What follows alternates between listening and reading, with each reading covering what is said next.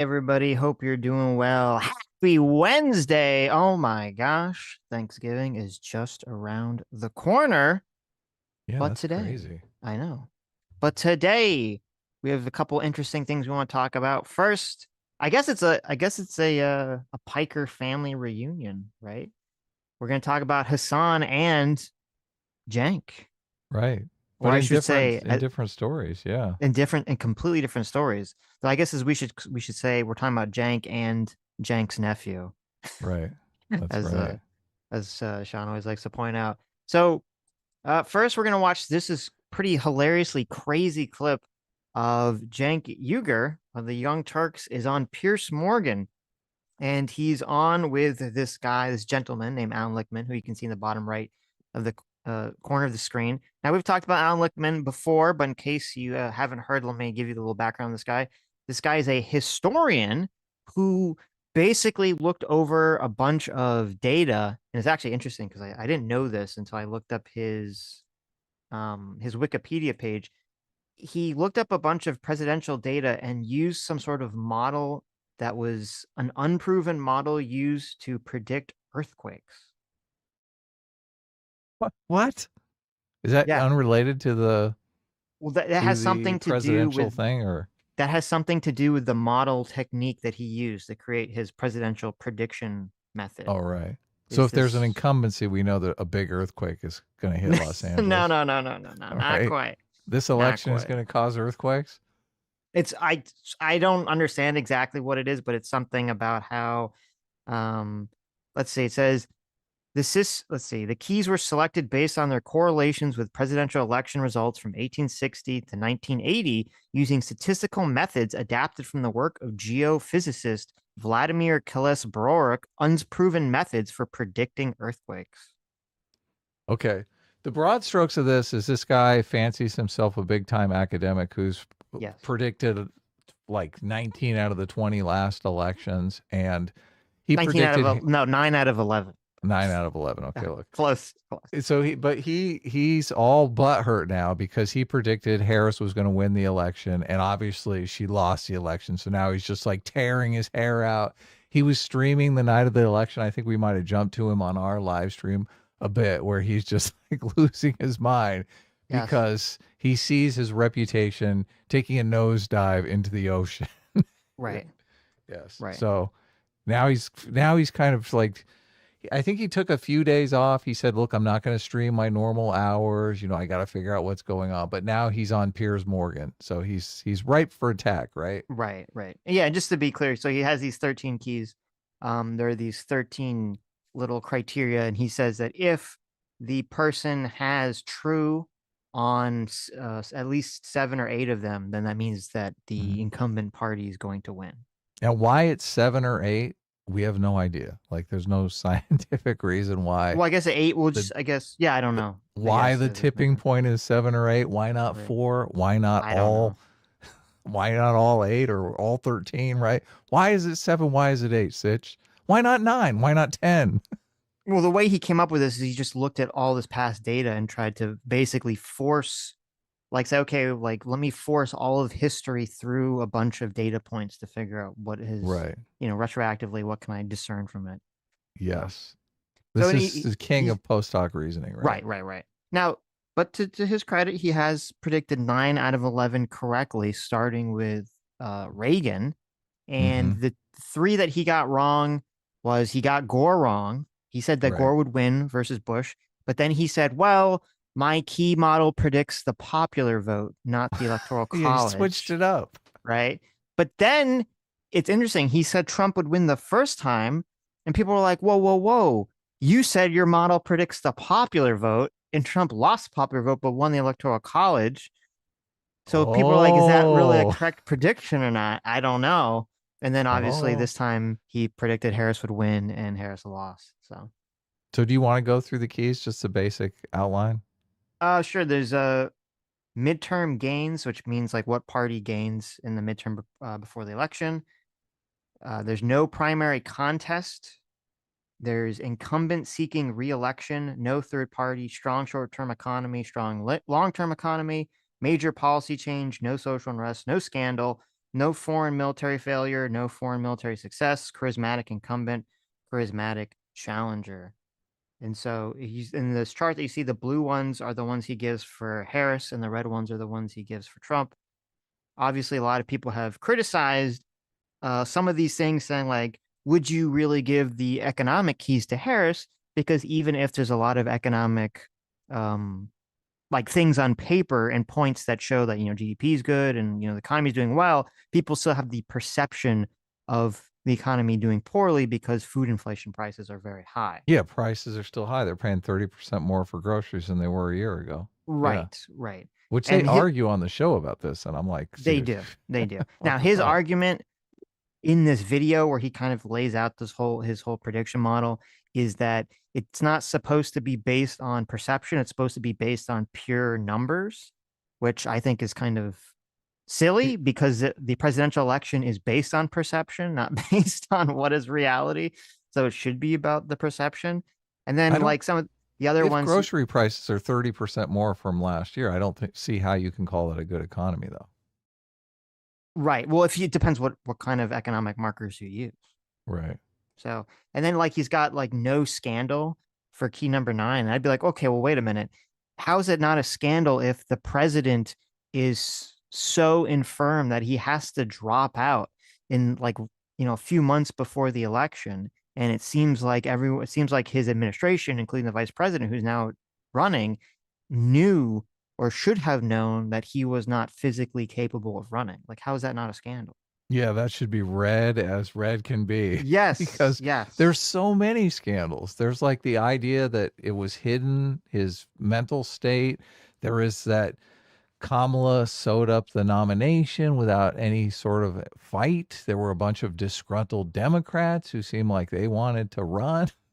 Well, that's even like, this yeah, was scandal ridden. right. And that's like where the no primary contest is like, well, does this count? Like that's that should be red questionable. too. Well, Oh my either red God. or undecided because it's kind of up in the air. And I mean, like, I think he would have been better served to say, okay, this election was so like they're so wacky of what was going on with Biden dropping out that he just said, I don't know. I can't really predict it based on this model.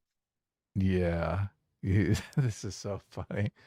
But he wanted to be on all the shows, and he was saying Harris wins. So obviously CNN wants him, MSNBC wants him, everyone wants him. As soon as he says, I don't know, they're like, get off our channel. Sure. I guess that's a good point. That's a good point. Okay, so anyway, so here he is on Piers Morgan. I'm gonna play like the tail end of something that he's saying. He's kind of explaining why he thinks his prediction was wrong. Essentially, it boils down to his argument is twofold. It's that there was so much misinformation in this election cycle that his model was ill-equipped to pierce through the misinformation that was fed to the population, and that never before has there been an election where everyone craps all over the current president the way they crapped on Biden. So that's his sort of reasoning or excuse for why he was wrong. So it was Republican disinformation. Yes. Okay. And you can watch Cenk's face, because you can see Cenk starts to get agitated, and this is why Cenk decides to attack him, I guess. Undocumented immigrants are fundamentally flawed. You can't have a pragmatic electorate under these conditions, and the mainstream media is utterly feeble. It spends 20 times more time on meaningless polls within the margin of error than it does telling truth to power and indicating the consequences of this election. But it's being taken over by billionaires. Okay, I'm going to come to Cenk's look through the whole time was just like, fuck this guy. Well, and it's weird because, like, at least that what he said at the end, you'd think, I assume Cenk agrees with that. The whole, the media has been taken over by the billionaires. Oh. So, yeah, but he would think for the worst. Yeah, but I'm assuming. Oh yeah, that's what Lichtman saying the same thinks. thing. You're right. Thing, Yeah, right? they totally agree. So this idea of like disinformation, I think some of it was disinformation, but it's I think the idea that this election was only won through right-wing disinformation, I'm afraid I view that as a total delusion by the Democrats. Again. Yeah, I totally agree with you. I'm sorry, but I totally disagree with Juan and Professor Lichtman. Don't blame the voters. I think, look, we could get into this discussion, but one, I think you're blaming the voters. I think that's a terrible idea. Look, I debated Professor Lichtman before.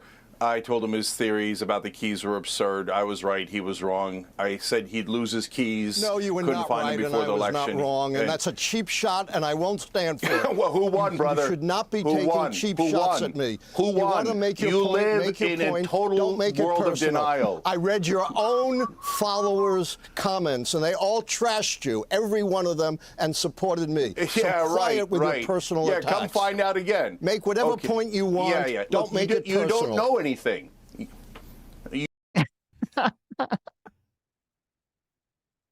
So, Great stuff. okay. Is it like, it's funny. It's that, listen, for like content wise, this is content gold. Okay. Mhm. Content gold. But like from a moral standpoint, right? You can criticize someone without like being a jerk about it, theoretically. Right. Yeah, I mean, he shows him respect in the beginning. Cenk does by calling him Professor Lichtman. I mean, he's Right. very mild. He just says he got it wrong, and Lichtman explodes.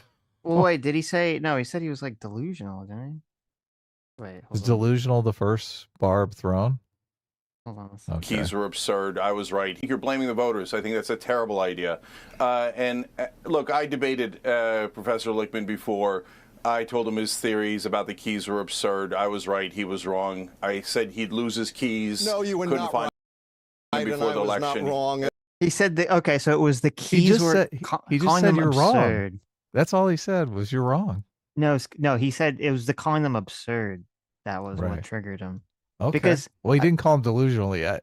Not yet, right? But he does. But so it was the absurd, which I mean, I understand why he's mad about that. It's his life's work. So he's calling his life's work like shit. So I debated him. I said he'd Right. lose his keys. He's Lichtman lose just can't his stand this. He knows where this is going. He wants to right. head it off before it gets to delusional. But Yes. You want. Yeah. Don't Look, make you, it you personal. don't know anything. You don't know You anything. attacked me You're personally. so Oh, deluded. right. I've only Okay. been a Can I professor just- for 51 years. on this program, published I've never been 13 able to books. finish a How many thought. books have you published?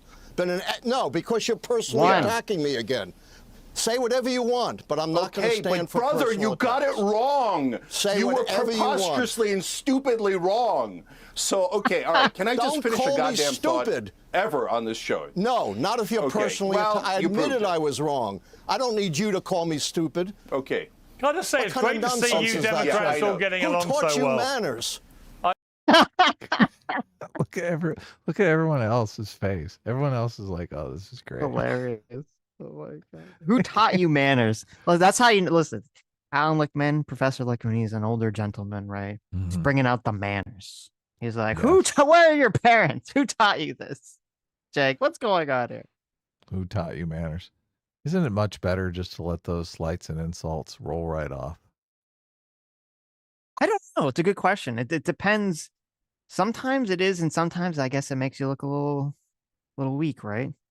I don't think so. Gotta I don't stand know. up for I'm yourself. leaning more towards the just smiling and taking the slings and arrows. Well, I guess it's the best way, theoretically, the best big brain way is you sit there smiling, and then when you speak again, you throw some sly comedic jab back Yeah. at them. They get them triggered, right? That's the- Return attack. Yeah, exactly. that's the Asking real about the tendy chess. manners is yeah. not so good. It's pretty funny. It's lovely to You see need a one. Can I post-election finish a harmony as you all goddamn come point? together We're again. just Hey, one Alan, right now. shh. Hey, Alan, you deserve a tall glass of shut up juice, so can you just shut up for a second? Oh my God. And then Cenk comes in with the dad joke. Oh my God. A tall glass of shit. 1950 called. They want their joke back. That's more like third grade. Yeah, exactly. Shut up. Oh my god. And let someone who knows what Not they're if doing. you're so gonna right, personally Pierce. attack You're me. so right. So- We're so Make any unified right point now. you It's want. So- I will not sit here and stand So- for personal attacks, for blasphemy against me. You don't need to do that. Blasphemy. You don't boost your Blasphemy ego against you? by Who the hell are attacking you? me Are you like that. Jesus Just Christ, make your you points. loser? Okay, can I just give the correct answer for once? Okay, here we go. So, guys, you're blaming disinformation. There was disinformation.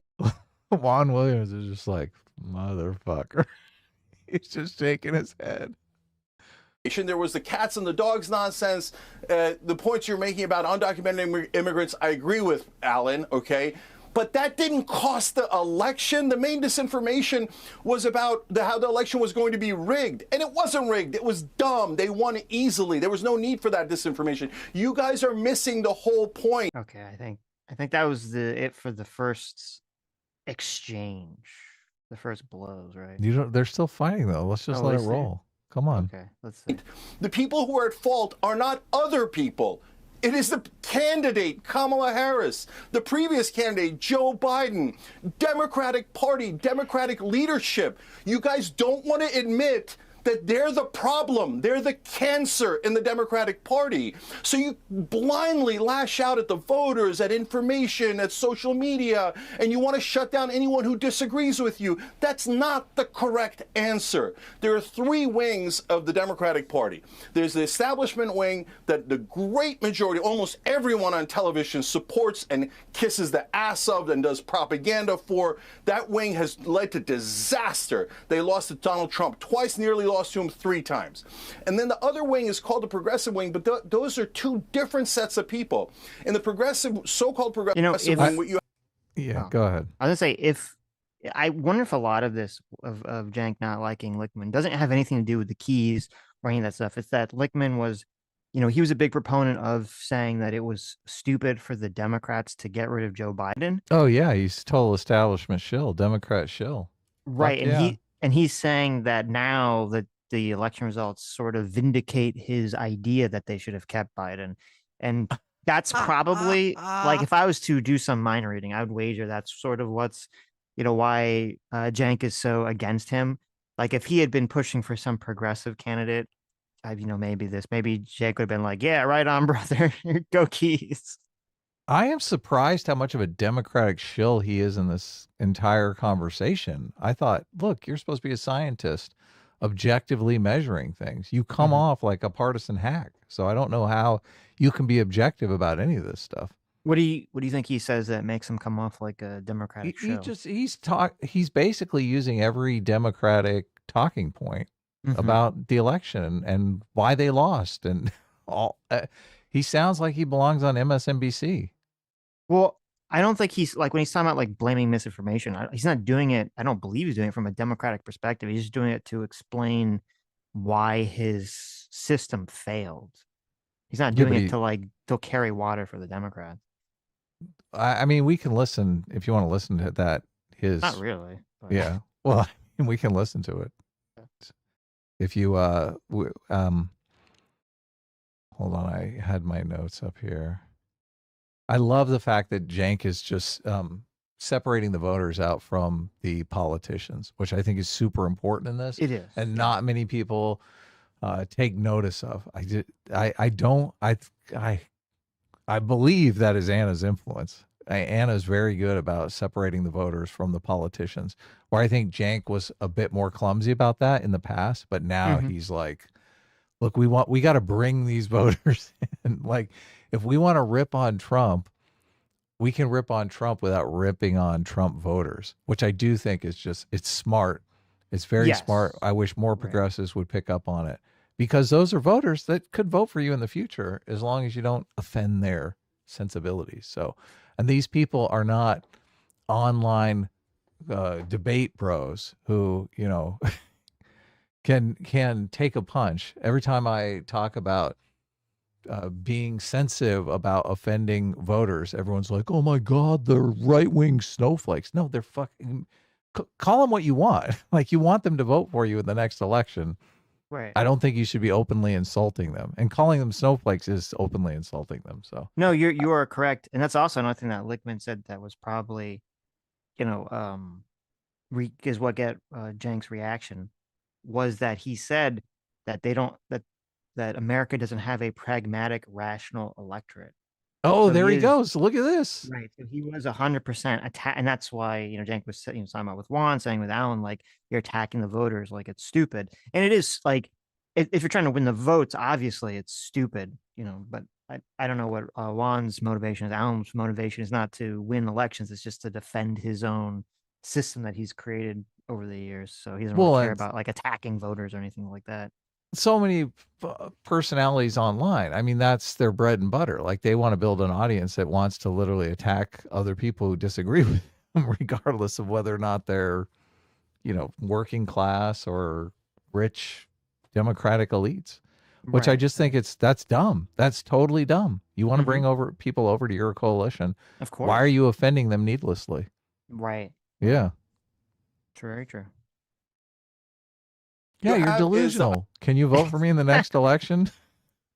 Identitarian left, the people who do what the right wing would call woke politics and identity politics, and that is disastrous. That's what the trans ad was at the end, and it cost us. The most popular part of the Democratic Party is the populist left. That is the Bernie Sanders 2016 campaign. That part says, let's do super popular economic proposals like paid family leave. Okay. Every time he says paid family leave, I think, no, Cenk. You don't like paid family leave, Adam? No, can we back up to the Lichtman diatribe just so we can? Sure, if you want. Because I do think he's like fucking just a Democrat shill. So I want to see your perspective on it. The whole time he's talking, I'm like, wow. I would draw from this. Well, I am forthrightly willing to admit I missed this election. I still think I actually had 10 out of 10 before. I think I was right about 2000, but we're not here to litigate that. I still think it's a pretty good record. Now, I think two things are operating here. Number one, I was incredibly critical at the time of the spineless, cowardly Democrats openly and viciously trashing their elected president and their elected nominee right out there in the open. So there is the problem in terms of like the biasness of it, because if he's going to say, because when I was listening to his like explaining the prediction before the election, and he's like, oh, I'm not talking about, and I listened also to his rationale of why he was wrong. And he kept saying that, oh, I'm not making things based on my own, what I want and blah, blah, blah, blah, blah. Like, if this is purely from a scientific analytical perspective, he shouldn't be saying like the Democrats were spineless cowards for attacking Joe Biden. Like he should just be looking at it purely analytical and be like, well, I think that the Democrats turning on Joe Biden had an influence, blah, blah, blah, blah, blah. Like all that emotional language really shows that there's some emotional bias going on there. Yeah. As soon as you start moralizing, your moral intuitions are peaking, and those are emotions. Those are definitely moral emotions. Right. He's feeling some disgust at Democrats, and specifically Democrats who betrayed Biden. Right. So this could be viewed either way, because obviously he is throwing shade at Democrats, but he is also shilling hard here for fucking Biden, who is a right. Democrat, And I guess the question is he shilling hard for Biden because he likes Biden, or is he shilling hard for Biden because he thinks that this is what screwed up his prediction? Yeah. Tough. Let's listen to a little more. Never seen that before, and I've studied American politics since the founding, and that tainted any nominee. And they're now taking no responsibility for that. They're blaming everybody else. Until they look in the mirror, the Democratic Party is going to be in trouble. Secondly, why did my keys miss? Because my keys are based upon the proposition that a pragmatic, rational electorate decides whether or not the White House party is governed well enough to get 4 more years. That was exploded this time by a new wave of disinformation that we've never seen before. In addition, see, this guy's a hack because he believes in a rational electorate. Done. It's fundamentally flawed from the beginning. Yes, exactly. Yeah. Rationalism is highly overrated anyway. In addition to the usual sources of disinformation, we had a huge change this time. A 300 billionaire, a guy who's richer than most countries of the world, who controls X, spreading. Okay, here's where the Democratic talking points come in. Yeah. Elon Musk controlling X, spreading misinformation, disinformation. This is straight. I mean, Joy Reid could be saying this. Mm-hmm. Vast disinformation. According to reports, billions upon billions of viewers saw his disinformation. People have a completely distorted view of the economy. What was the disinformation? Inflation is going up. Let me pin you down on that, though. What you say? And then, oh yeah, and then these are the other talking points, because he debates him on the inflation, and he sounds exactly like David Pakman. He's like, no, they're wrong. Inflation is down. Yes. It's so simple. Prices are still up. Groceries are 30% more than they were a year ago. Not everyone's got a 30% pay raise. So they feel fucked. And to tell those people, oh, your perception is wrong, the economy is fine, you're like, that's like the fucking big middle finger to them. Right. You're not the one at the grocery store putting shit back, asshole. Well, I think regarding the Elon Musk thing, I mean, I think it's totally fair to say Elon Musk was pushing misinformation on Twitter. That's 100% true. Now, did that have an effect on the election? I have no fucking clue. I don't know if it had that much of an effect on the election at all. But the economic thing, I agree with you like 100%. That's why I said in the beginning, is like when I was listening to him, and we can listen to it if you want, like where he kind of explains why he's giving the keys to Harris or whatever.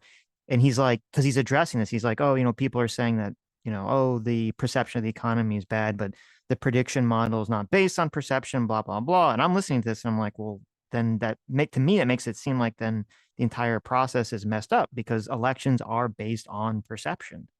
That's how people are voting, based on their perception of things. Now, obviously, that makes it harder to analyze what exactly perception is, but that's what we're supposed to be measuring here. That's what pollsters are supposed to be measuring. Yeah, but he's wrong on two fronts, because it should be based on perception.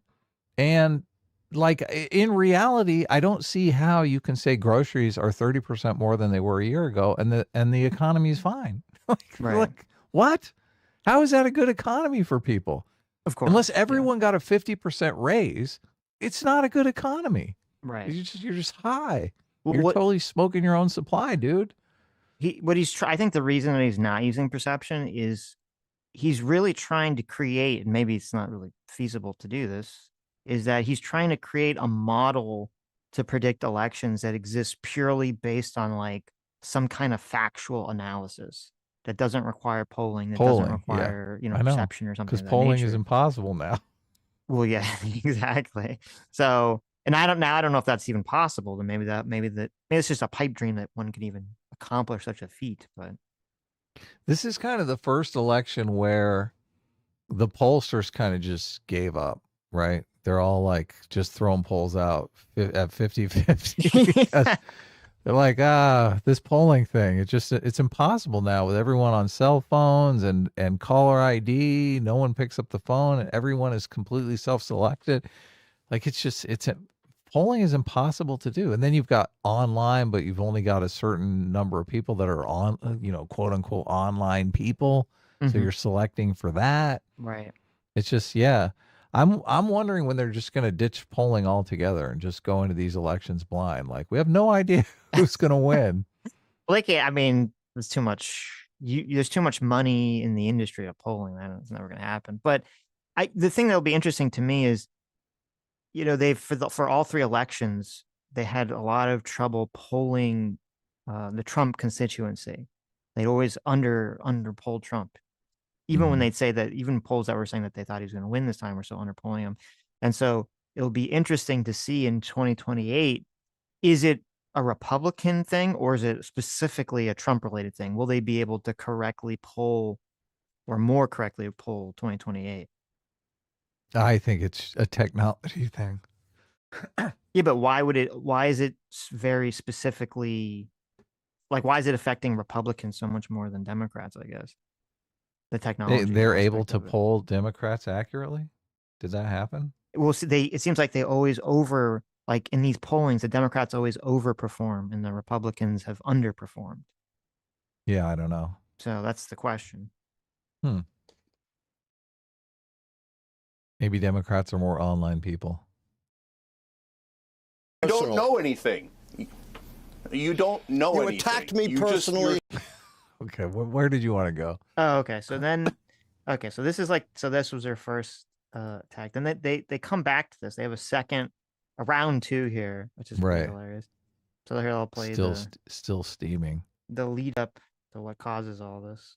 Of a very small segment of voters. So that's one of the big myths of this election. Second big myth is that hindsight is 2020. We have a lot of Monday morning quarterbacks who, after the fact, are telling us what Harris should and should not have done. And you know, half of them are saying she lost because she was too progressive. She was too open to the charge of being a radical, a socialist.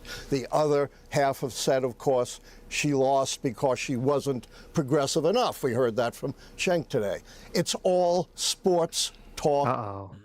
Cenk was mentioned. Uh-oh. Ding, ding. Yeah, there we go. Radio without the entertainment. There is no way to know after the fact what she should or should not have done. If she had only done this or that, it would have made a difference. That's just hot air with absolutely no proof. The difference that I bring to the table is a track record of successful prediction based upon how American presidential elections have previously worked as pragmatic decision making. Yeah, I want you to notice. You're like, what is Cenk doing? Is he like itching his butt? He's What's pulling his happening here? gun out. Is he getting a gun? Is he got to adjust the package? What's happening here?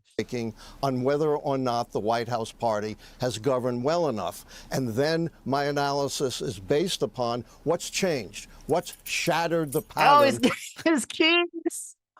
He's getting his house keys. Oh no. He's jangling the keys. He's going jangling for the his keys. Look at this. Oh my God. Of 160 years of history. So I have a base for my analysis. I'm not just doing Monday morning quarterbacking. Cenk, you need to learn some manners. Your act is getting really thin. I mean, brother, I said what was going to go wrong. It did go wrong. I was right. You were wrong in this election spectacularly so with your so-called keys. And now you come and tell us not the Monday And morning unlike you, I'm willing to admit I mean, when I'm wrong. Are you ever going to learn the lessons? Can I You just never- ask, for That's those, what can I'm I just worried ask, about, hang on, guys. hang on. Can I just ask, for those who have no idea what the key thing is all about, why are you flashing keys? Okay, because this brother said that he had these keys and they were going to determine the outcome of the election, and all the keys were rigged in favor of incumbents. And I tried to explain to him, no, there are things outside of the keys. We literally had a debate, and I asked him, what if Joe Biden, this was back when he was defending Joe Biden, which now seems unconscionable, what if Biden came and punched the baby every single day? Would your keys still hold? And he said yes. Okay, well, then you're an unreasonable person. I was right. But what I'm most worried about is not the past, Let me it's the explain future. why. I was right I mean, listen to him. about Biden. You have no idea how absurd you sound. Okay, but guys, the most important thing is not. Look, he just went on a long tirade about Monday morning quarterbacking. How can he say I was right about Biden? Like if Biden would have stayed in, I would have won. That's a great point. Yeah. That's a great Like, point. what are you talking about? He's doing the exact thing. Yep. Not between me and Professor Lichtman. God bless you, brother. I know you did a lifetime's worth of work, and I feel a little bit bad about it. The reason I'm saying it is not. Well, he feels a little bit. I know. Look at he's just Feels a little bit bad about it. Just a tiny bit bad about it. he looks like he just burned his house down. Well, to be fair, I think Lichtman's kind of got that resting, burned house down face. He does. He's so fucking pissed right now. This is Oh my great. God. It's so funny. Not to rub it in now. It's because I'm worried that in the next primary, you're going to tell people to vote for the establishment Democrat. That all of you on this panel are going to go, oh no, vote for the corporate robot, vote for the corporate robot. And that's going to destroy this party. That's why I'm fighting back so aggressively. Give me a name. No, vote for the populist left. Well, listen, I don't like Alan Lichtman. He's a really bad vibe. Like, put his keys. I think he has a really bad vibe. Is very like kind of elitist vibe, and I think that's what turns everyone off to him, including myself, regardless of whether it's prediction models or Wow. Nice. That's my prediction. That's why people don't really like him. We're going to turn you into a populist yet, Sitch. There you go. No, but putting that aside for just a second, I will give Lichtman this, is that at least, even if it's a completely fool's errand, at least he's like trying to develop some kind of model that's detached from perception, Polling. right? Yeah. And polling and something. At least he's trying to do something. And with Cenk's response to this, like, to me, it all feels like just complete post hoc reasoning. And he just kind of laid it out. He's like, I don't want someone to just keep shilling for the establishment candidate. That's what his goal is. That's why I said earlier in this, I think if Lichtman had not been pro-Biden, if his keys or whatever had pushed him in favor of, Bernie Sanders or whoever would be that equivalent in this election, I think Cenk's reaction to him would be completely different, even if he got it all wrong and everything was still the same. Yeah, he kind of says it when he says that the keys are lean towards incumbency, and Yes. Cenk thinks of It's very incumbency bad. as the establishment. Right. Exactly. That's a Yeah. good point. Yeah. Give me a name. Well, in the old days, it easily would have been Bernie Sanders. Who Now is he's it now? too old. So look, I would start considering Sean Fain, head of the UAW, Sean O'Brien, head of the Teamsters, Jon Stewart. Go outside This Jon of Stewart. When he says Jon Stewart, I like spit my drink out. Just because we covered Jon Stewart with all that whiteness stuff, he's completely swallowed the woke Kool-Aid. Mm-hmm. Jon Stewart is not a good fit. They're going to bring up those whiteness videos that he made, those cringy whiteness videos. Well, it's weird. I was listening to a Jon Stewart video today. It was what was it? Oh, it was him talking. It was him complaining about how like the Republicans are just going to use loopholes and beat up the Democrats, and the Democrats are going to completely fall prey for it. And kind of like the same, very similar thing that Cenk has always been saying, which is probably why Cenk likes him. And I'm listening to this, and I'm like, I think I can imagine. Okay, I can imagine Jon Stewart running against the Republican and winning because he's a funny person, he's a charismatic person. He seems like he'd be different. If people want something different, if they want something outside the norm, outside the establishment, he'd be like a perfect candidate for all of that stuff. So I definitely think he could win. But what's weird to me and what's short-sighted of me for Cenk to push for him is that Jon Stewart doesn't, first of all, I don't think he's gonna run, but even if he theoretically did, he doesn't know shit about being president. He has doesn't no know experience. Yeah, he has zero fucking experience about running in like a country or governance or anything like this.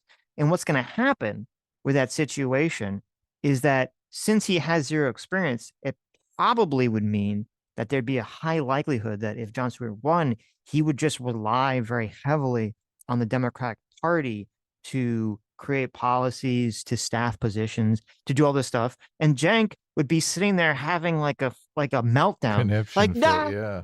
why are you just listening to the establishment? I'm like, well, of course he's going to listen to the establishment. He doesn't have like a bunch of people. Who the fuck is Jon Stewart going to know to be like, oh, let me go call up, whoever to staff my attorney general, to staff the secretary of the interior. Like, he doesn't know any of these things. That's such a good point. Trump has had 4 years to separate establishment from anti-establishment. Yeah, well, it makes is interesting. Like I was thinking about how the Republicans, they put Thune as the president or the leader of the Senate, I should, the majority leader, and the people probably rightfully so to some degree are saying that this is a sign that the Republicans are not just going to go along with any sort of Trump proposals or appointments or whatever, because Trump and Trump's team really wanted Rick Scott to be like the person, the rubber stamp. They wanted the rubber stamp man. But there's an interesting element to this too that I thought about when I was actually listening to Cenk here talk about this, the Jon Stewart pick, which is that if you look at Trump's cabinet picks, they're very clearly not who the if Trump won the presidency and he didn't know who the staff, which seems to be the case because he picks like a bunch of like eclectic random people who support him or that he knows personally or has some connection with. It's not like some person like, oh, where'd he get this? He got some like random, expert that's like a right-wing expert of, something. And if Trump needed to, he could he could go to the Republican Party, he could go to the RNC and be like, give me a list of people that I should staff these positions. They have like lists and lists and lists. Of course. Of, people. And it's very clear that Trump didn't do that. And probably part of the reason he didn't do that is because he probably did do that in 2016. And what happened was he got a bunch of people who are normal people, are normal Republicans who maybe when asked to do certain crazy things said, I'm not doing this. What the fuck are you talking about? Like, That's Yeah, completely outside the bounds. Right. Totally. Yeah. And so this time around, Trump is like telling, this is my theory. Trump told the RNC, told the Republican Party to, go pound sand. He was going to go staff these positions himself. And that's how you get kind of this weird, eclectic bunch of people who are people Trump knows, people that Trump thinks will be, personally knows, or people Trump thinks will be personally loyal to him or something like that. And that probably behind the scenes pissed off the Republicans, because now they feel like they were completely shut out of the president's office. And so as retribution, that's probably why they put Thune in that position of power. Yeah, it's so crazy. Like building the winning coalition for governance is not some easy task. No. So, no. And Trump, I mean, he didn't even prepare to be president before he was elected. So, I mean, geez, he went in completely blind the first time. Now at least he has some experience. Yeah, 2016. Now he at least has some experience with it. So yes. Yeah. We are going to see more fights like this going forward. It's going to be fascinating to witness. Right. I for those of you who don't know, this is interesting. Cenk actually tweeted at Elon Musk for suggestions for government efficiency, and Elon Musk actually responded to Cenk. Which I think Cenk is gunning to get a conversation with Elon Musk, which is kind of fascinating. So, did you see Hasan responded to that? Yes, yeah, and they actually Cenk and Hasan were going back and forth a little bit on Twitter. So, but all Elon said to Cenk, Cenk says, "Hey, Elon Musk, put me in charge of the Pentagon. I'll slash 400 billion easy. That'll get you 20% to your goal of 2 trillion right out of the gate. I went to Wharton 3 years before you. I own a media company, so I know how to run a business. If you really want to cut, put me in, coach." And Elon Musk responds, "Specific suggestions are welcome." Which is like, I'm pretty surprised Elon even responded, right? Right. So then Cenk, listen, it's interesting that he did. It is totally interesting, and maybe Cenk will get Elon on the Young Turks, which would be a great get. So, and Cenk responds, "As you know, you'd need to see the line items in the budget, but I have one suggestion already. The generals are not allowed to get a job with defense contractors for 10 years. They authorize so much wasteful spending because they're going to get hired by those same companies." And I think Don Jr. responded to this.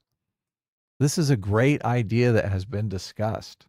Fucking Donald Trump Jr. responding to Cenk. Right. Look at that. Isn't that interesting? What do you think of that? Yeah. I retweeted. Yeah. I can't remember what I retweeted. But Cenk is fully getting pulled into MAGA here. It's kind of crazy. What was let me see if I can find what I retweeted. Okay. Oh, here it is. So Cenk tweets out, "When I became oh no, that's not it. I retweeted Cenk a couple times." Well, he's basically saying, "I've been a Democrat and run a popular media company. The Democrats have never listened to me at all." I have the tweet. Yeah, I'll read it because it's very okay. After this interaction, because he got attacked by both Emma Vigeland and of course. Hasan Piker. He's got Don Jr. responding to him. Right, which is funny. So Cenk, after his interaction with Elon, said, "I asked Elon to put me in charge of cleaning the Pentagon, and he said, 'What are your suggestions?' I run the largest left-wing network online, and a Democrat leader has never asked me that question. The idea that they would take advice from a populist is disdainful to them." Right. And then he said under that, "Which side seems more open and inclusive? Which side seems more welcoming? And which side tries really hard to drive you away if you disagree with even a little with orthodoxy? Which side is asking for suggestions? And which one is demanding compliance and obedience?" Okay. So look, he's on a tirade because that's not even the one I retweeted. The one I retweeted is oh, go ahead. You got that was that he put that underneath the one I just read. So okay. But yeah, I guess he's on a tirade. So he retweeted Donald Trump Jr. and says, "Well, the left is yelling at me not to work with MAGA." Oh my God, they're ready to cancel him. Oh my God, you've got Donald Trump Jr. responding to you. Mhm. While the left is yelling at me not to work with MAGA, here's Donald Trump Jr. saying we should limit generals from working for defense contractors. That's a policy we've been pushing for and got nowhere with Democrats on. Right. Who cares who does it as long as it gets done? So Look at since- that. Holy shit. That's giving the total middle finger to all those lefties Of course. that are castigating him for even talking to them. Of course. So because Cenk would even suggest that the Trump administration could potentially, now I don't think any suggestion, I don't think Cenk's gonna have any influence on the Trump administration, but the fact that even he would even have this interaction with Cenk, or I mean Elon would have this interaction with Cenk and Don Jr. would respond, and then the fact that Cenk would then even dare to suggest, okay, that some element of the Trump administration is better than the Democrats. That got a lot of people on the left very mad, including Emma Vigeland. So Emma responded to so Emma Vigeland of the Majority Report, Sam Cedar's co-host. She responded to Cenk's tweet about Elon Musk, responding saying, well, she had two tweets. She said, "What does your assessment of politics? Oh no, sorry. Why does your assessment of politics change based on who pays attention to you, specifically a billionaire?" Wow. So That's she's a calling major cope. Yeah, so that's a major, like, which first of all, I mean, this is like massively bad faith, dishonest. Look, totally like, bad faith. He horrendous says they've and- been trying to get this done with Democrats forever. So his position Right. hasn't changed. No, yeah, there's nothing in that tweet that made it sound like this was a position that changed. And it's funny because what Cenk's policy proposal was, which was to make it so they can't work for the military industrial complex. I'm assuming Emma agrees with that 100%. So why? Of course. So why is she attacking this? Just because, Trump is the evil fascist and you can't dare say, well, maybe he'll do something that I actually like. Oh my God. If Trump made it so all trans women could compete in women's sports forever, she would fucking bitch about it. Like, and that's the one thing that she's always wanting. Right. And then underneath that, she put another tweet. There's an older tweet of you remember when Emma was on Timcast? We covered this. Oh, of course. Yes. And they had the that bad big faith fucking episode. And they had that big argument because Tim was bringing up, why are they allowing in school these books that show graphic depictions of sex acts or something? And Emma was essentially defending it or saying it's not. She was kind of like defending it, downplaying it, and hand waving it away at the same time. She's doing all three. And so Elon Musk responded to the clip saying disturbing.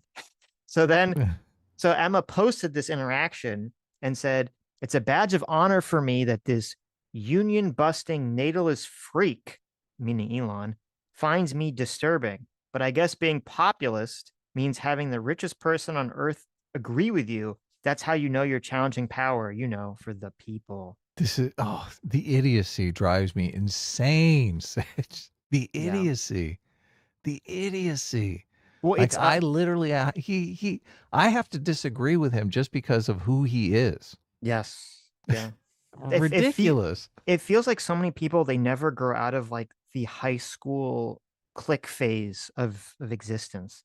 Like Emma's like, "Oh, Elon joined the Trump table at the cafeteria, so I can't talk to him anymore." Right? Everything that he does is bad and evil now. I know. Yeah, he wants to solve climate change. Fuck Yes. climate change. Exactly. Right. So then Jake responds to Emma. Oh no, yes. It says, "My politics haven't changed at all. I've wanted to cut the Pentagon for 20 years. Do you not want to cut it because Elon or Trump does? Parentheses, if they really do. And my point is that Democrats are not responsive to their base, and MAG respond to our policies before they did." Thank you, Cenk. Thank you. Yes. Yes. And for some reason, it's funny. I don't know why. Our good friend Pisco is inserted a bunch of replies to this conversation. No way. Oh my he's- God. I don't know why. He's defending Emma Vigeland here in response to Emma's like ridiculous. I mean, I guess I know why, because Pisco is obviously a horrendously bad faith, dishonest person. He responded to Emma Vigeland's horrendously bad faith, dishonest tweet with based. Wow. And he did it 70 times so she would see it. for Yes, he did. sure. Yes. Oh my God. Wow. And Twitter is heating up. Twitter is heating up. Oh, and then also, so then Hasan also weighed in here. Oh yeah. He quote tweeted Cenk saying, "Unk." Like, do you like that? He says, "Unk." Oh yeah. I saw Unk. that. Unk. I don't think a defense contractor who happens to be the wealthiest billionaire on the planet is going to genuinely listen to your concerns about what parts of the budget they're going to cut. This is preferring someone to lie to you rather than one who doesn't even do that. Right. Okay. Weak sauce. Weak sauce. And then Cenk responds saying, "Oh, I hadn't considered that Republicans might not be genuine. I'm a rookie, so that's a shocking revelation to me. Show me the time Democrats even asked for suggestions on how to cut the Pentagon from me, you, or anyone else in their base, so I'll take a conversation on it." It is it's so performative that even like, yeah, it's, it's highly possible, probably more likely than not, that anything Cenk would suggest to Elon's not going to make a bit of fucking difference. But you should, I mean, one of the ways you could potentially make it have an impact is if everyone starts talking about it and everyone starts blowing it up, and try to be like, oh, maybe if a bunch of big names and big pundits and news pundits start getting interactions with Elon and it becomes a popular thing, man, that could get it actually to be on Trump's radar, and maybe something like that would happen, as opposed to just like, no, you talk to the enemy, you're a bad one. Anyone who knows anything about Trump knows that this is how policy is made with Trump. Exactly. Everything he did with critical race theory, the stuff he did with hospital transparency, all guests on Fox News. Like, he sees a guy that wrote the book about the need for hospital transparency on doing an interview on Fox News. The next day he's in his office, right? He sees Christopher Rufo talking about critical race theory on Fox News. Next day he's in his office. That's how Trump does things. Right. So this definitely could get to Trump, especially since Trump and Elon are like besties now. Elon must have Neuralink or something already hooked up, because I don't understand inside Trump's brain. Like, well, no, he is just ubiquitous on Twitter. Like, Elon is everywhere on Twitter. Yeah. Right. How does he do this? I mean, I guess he's not doing it. So yeah. Oh, and then so then Hasan said, we're squashing this beef on Thanksgiving. So I guess they're going to have another Thanksgiving stream where they argue with each other. So maybe we'll cover that. That's fun. Oh, okay. Wow. Oh, and look at this. Emma Vigeland said she just went on Piers Morgan's show and it will be coming out later today. No, Sunday show. Maybe that'll be something we can cover on Sunday. So Sunday. Right. Interesting. Because I was seeing if she responded. I don't think she responded to Cenk's response at all. So yeah, it's so fascinating. Yeah, I guess that's how you know. It is seducing to be that close to power. Cenk has had nothing but unsavory things to say about Trump, but as soon as Trump just acknowledges a proposal of Cenk's, everything could turn on a dime. But this is part of the problem with like so much of the performance of the team playing. It's like, okay, so Cenk tweets at Elon. Elon actually responds and asks for a suggestion, and and then Cenk responds, and then Don Jr. says that's a good idea. That's a great idea. Like, yeah. So obviously, if you want your idea to be implemented, you got to be like, do a little bit of sucking up. Right. You gotta be like, oh, like, let me do a little bit of sucking up here to make my idea more palatable, or even frame it so that if you care more about your idea, being implemented than your team winning, you could even set it up. And I think this is probably what Cenk's thought process is that he's going to try to like do this Jedi mind trick where he's like, oh, if you implement my idea, it's going to be like a dunk on the Democrats. Because he's like, that's what Trump would want. He wants to dunk on the Democrats. So let me try to like phrase it so that if Trump does what my suggestion, it'll make Democrats look bad. And then people on the left who are very very into the team playing aspect of it, more so than the actually policy aspect of it, are like, how dare you set up this dunk for Trump? What's wrong with you? That is so taking one for the team, though. I mean, if you genuinely want the policy, Right. and I think Cenk is a good faith actor. I think he believes what he's saying. I think he probably does want the policy. So, Yeah. and it is so much more enticing for Trump politically to be able to say, "Oh yeah, this big progressive wanted this policy, and I got it for him," right? Rather than just some right-wing person. It gives him political cover. It totally gives him political cover. Right, and then he could frame it as like, he's draining the swamp, even when even people on the left like him. So Well, it's hard. It would be harder for the left to attack him on the policy if the policy was delivered to him by some famous course. progressive. Yeah. right. Yeah. That's that is the political win.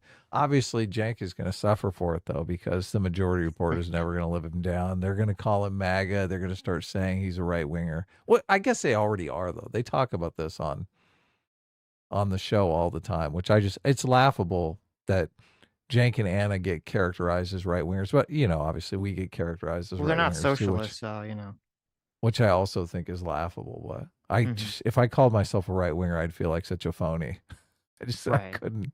I couldn't even imagine doing it. So, and I mean, obviously, I think Cenk is so far from right wing, man. He's like insufferably progressive at many times. So, but I mean, I do agree with him on the economic populism stuff. So, anything else? Any more Twitter stuff? Are we going to go back to this Lichtman thing, or should we just move on to Hasan? I don't remember. Fox I guess News we can has move on. We can move on to Hasan's story. Yeah.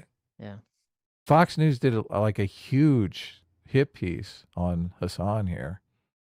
It's beginning, boys. They go into every twist and turn that we've covered on the show. I was super amazed reading this morning. Oh, look, it's Nomiki.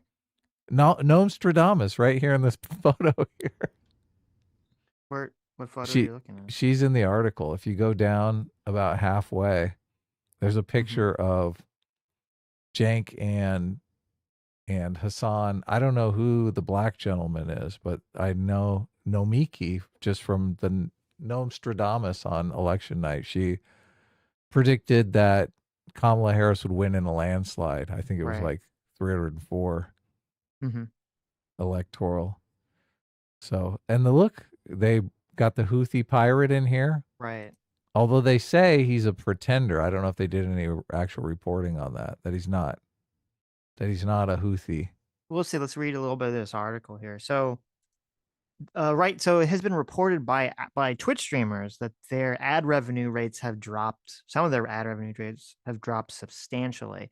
So it does seem that that this attack on Twitch that Dan, Destiny's co-host, has been really pushing for to attack the advertisers was somewhat effective, or was even just effective at getting a bunch of ad people to drop off of Twitch or to pause their advertising space. Look, who is this Dan personality? Because I want to obviously praise them if they're doing this. So I don't. Destiny, I guess, is on a couple of podcasts because he's on one with Erudite too, right? So this is a different podcast. Yeah, it's I think his name's Dan Saltman. Okay. So, but he's been, Destiny's friend / orbiter. I don't know if he's really a streamer. I don't think he's really a streamer outside of that for years. So he's really organizing an antagonism campaign against Hasanabi. Yeah, he's really been the one kind of spearheading this charge. So, all right. So here's this. So Twitch is in the middle of an adpocalypse.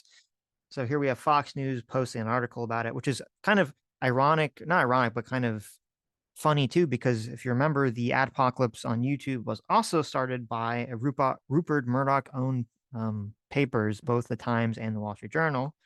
So here's the article name. It's called "Cheerleading for Terrorism. Twitch star called for new 9/11, dismissed horror of October 7th. Yes. Which is great title. And right at the top, it says anti-Semitism exposed. That's the topic. that Oh this my is under. God. I did notice that. The tag. Yes. Hasan Piker, a far-left Twitch streamer, broadcasts propaganda to millions of his impressionable fans. Yep. So they're really out for blood here. Oh, yeah. Oh, yeah. See, Yeah. right in the beginning of the article. A popular Amazon-owned video platform geared towards teenagers and young adults is filled with extremist content, including one of its biggest stars praising terrorist groups and even blithely calling for another 9/11 to his 2.8 million strong audience, according to Fox News Digital Review. Oops. So I don't actually know what is the Hasan calling for another 9/11? I know he said that he thought America deserved it, but I don't know. I don't remember hearing him say he'd call for another one. So let's see. Hasan Piker, who has millions of followers on Twitch, has broadcast propaganda from Yemen's Houthis, framed violent terrorist acts as resistance, expressed sympathy for extremist groups who target civilians, and downplayed the October 7, 2023 attacks against Jews in Israel. Piker's shocking diatribes are among the most popular on the video game streaming platform, which allows viewers to listen to their favorite personalities opine on topics ranging from pop culture to current events while playing video games. Quote, Hasan Piker said in a May 22nd stream, "It doesn't matter if fucking rapes happened on October 7th. It doesn't change the dynamic of Palestinians and Israelis for me." Oof. That's not a good quote to have in Yeah. Right there on the top of the article. Right. It doesn't matter. Look, is that a rape culture or what? Yeah, right. Oh, it's funny. The next paragraph, they say, they make sure to say that he's the nephew of Cenk Uygur, co-creator of the Young Turks.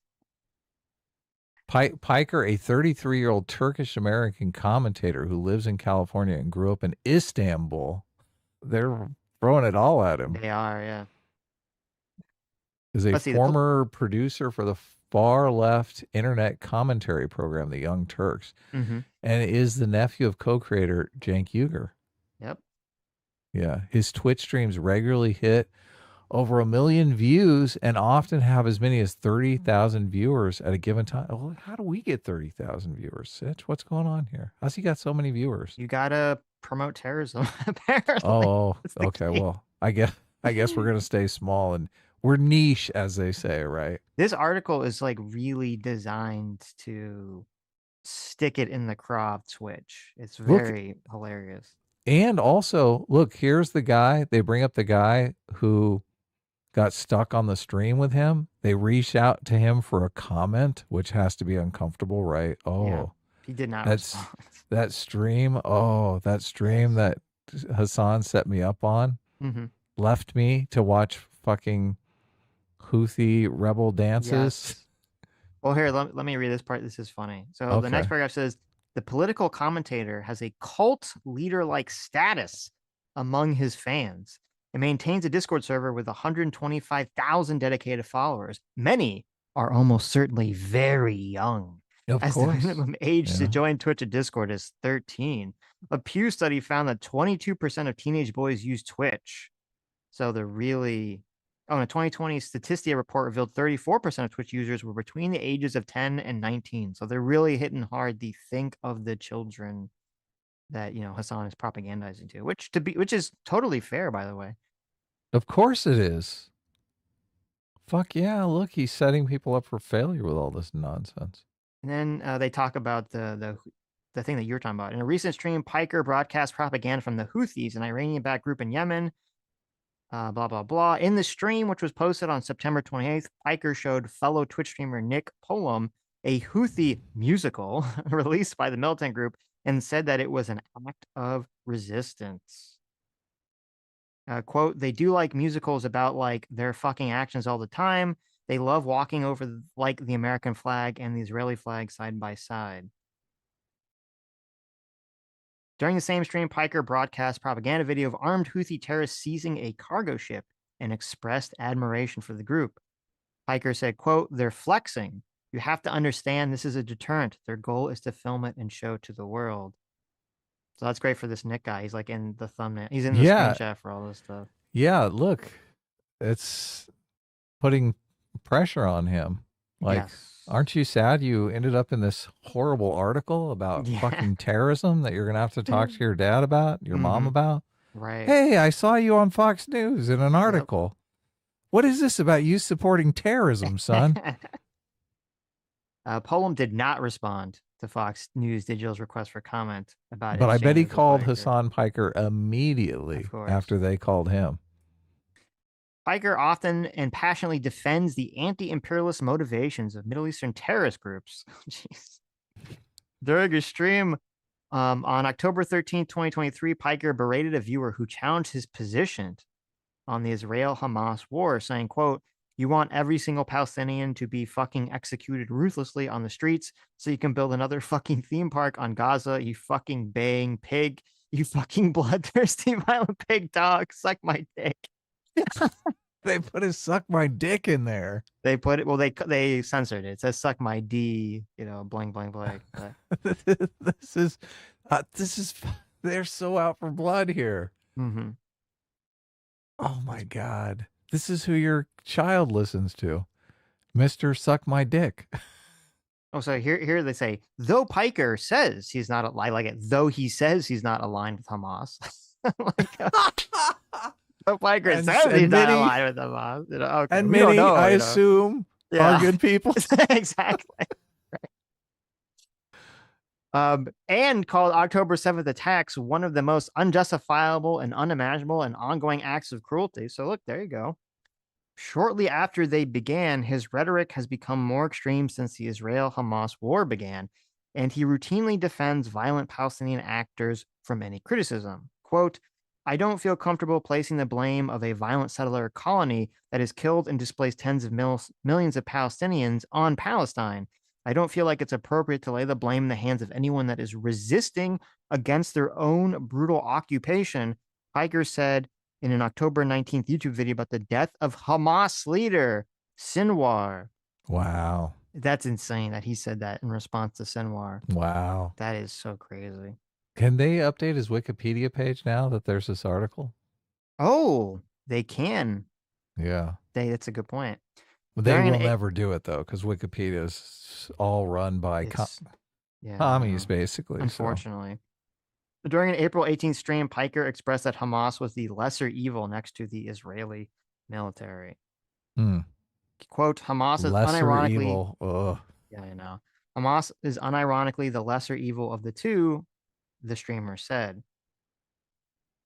Later, Piker implied that Hamas fighters had no responsibility for the mass killings and rapes carried on October 7th. Quote, "You agree October 7th and the responsibility of October 7th and all the actions that took place are directly in the hands of the Israeli state," Piker said to a chatter. "I'm glad." Oof. During the same, here it is. Here's the comment. I hadn't heard this comment. During the same stream, Piker joked that 9/11/2 would be so sick while discussing the U.S. making a civil nuclear agreement with Saudi Arabia. Quote, "Oh my God, 9/11/2 is going to be so sick," the streamer said.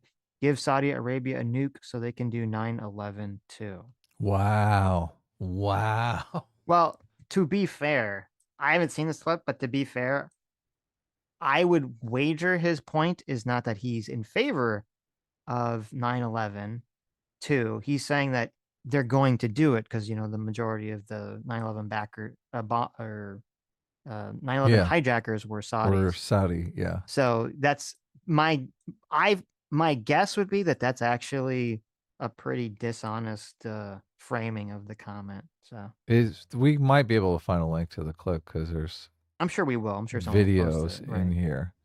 Because I guess none of them are him. I can't imagine if someone had if Hasan had been advocating for another 9/11 that we wouldn't have seen a nuclear 9/11. Yeah, that seems like something we would have seen by now.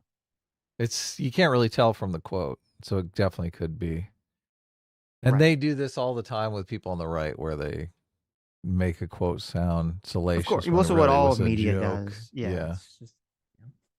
There's enough horrible shit in here already. Of course, you don't need to be. You don't need to make up stuff. Yeah. Yeah. Hasan also said, quote, "If Hezbollah is a terrorist organization, then America is the top terrorist organization." So there you go. Oh. During a stream, Piker admitted that he did not have an issue with Hezbollah. He said, quote, Hezbollah is a paramilitary organization that's part of the Lebanese parliament. Poem, that was the black guy. Do we like them or no? Piker responded, I think it's a resistance group. They're pretty successful against Israel, but everybody hates them. Everyone in the region, I don't have an issue with them. That's good. Mm. In January, Piker platformed a teenage Houthi sympathizer he likened to acclaimed actor Timothy Chalamet. Is that how you say that guy's name? Due to his appearance, the stream was uploaded to YouTube under the name Interviewing Yemeni Timothy Chalamet. Piker jokingly called the Yemeni guest Tim Houthi as a play on the name.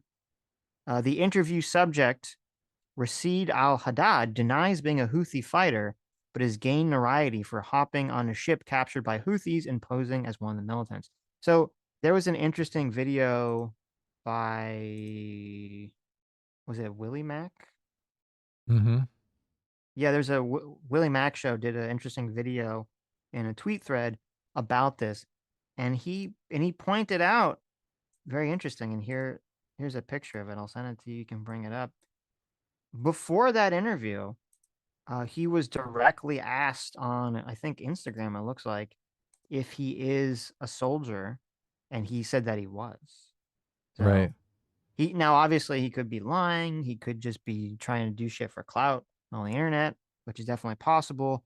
But he had claimed that he was a Houthi pirate, and there are definitely 100% clips, and Willie Mack has this in his video, of Hasan believing he's Houthi and acting like he's Houthi, entering into the conversation. So regardless of whether he actually is or not, I think it kind of doesn't really matter when Hasan thought he was and asked him all these insane softball questions and was joking around with him, in terms of the hostages being held by the Houthi terrorists.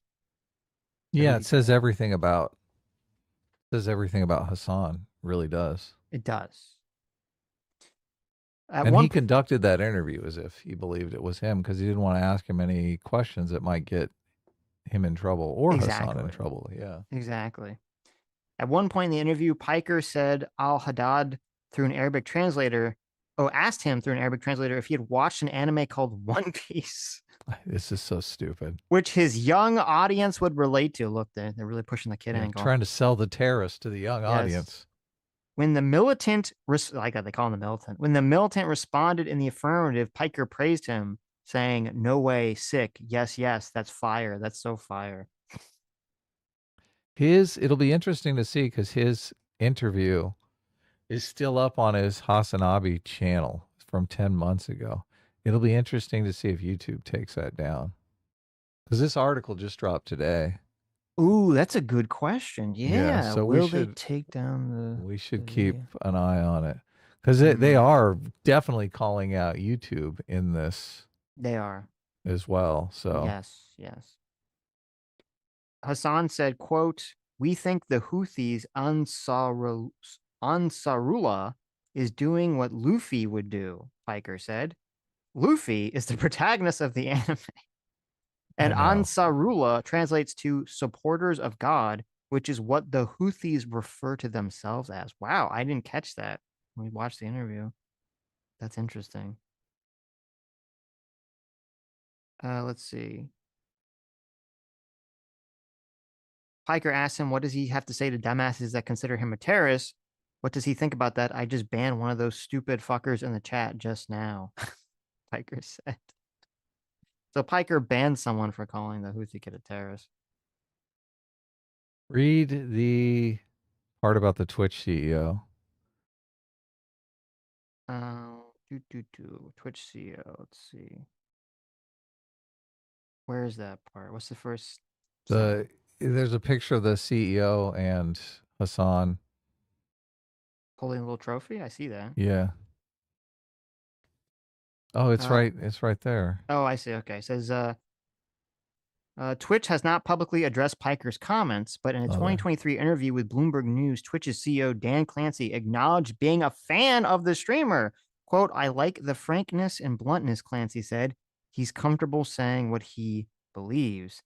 In 2020, Twitch banned former President Donald Trump I didn't even know Trump had a Twitch account. Look at that. I didn't either. I Yeah. was like, what? Citing hateful content.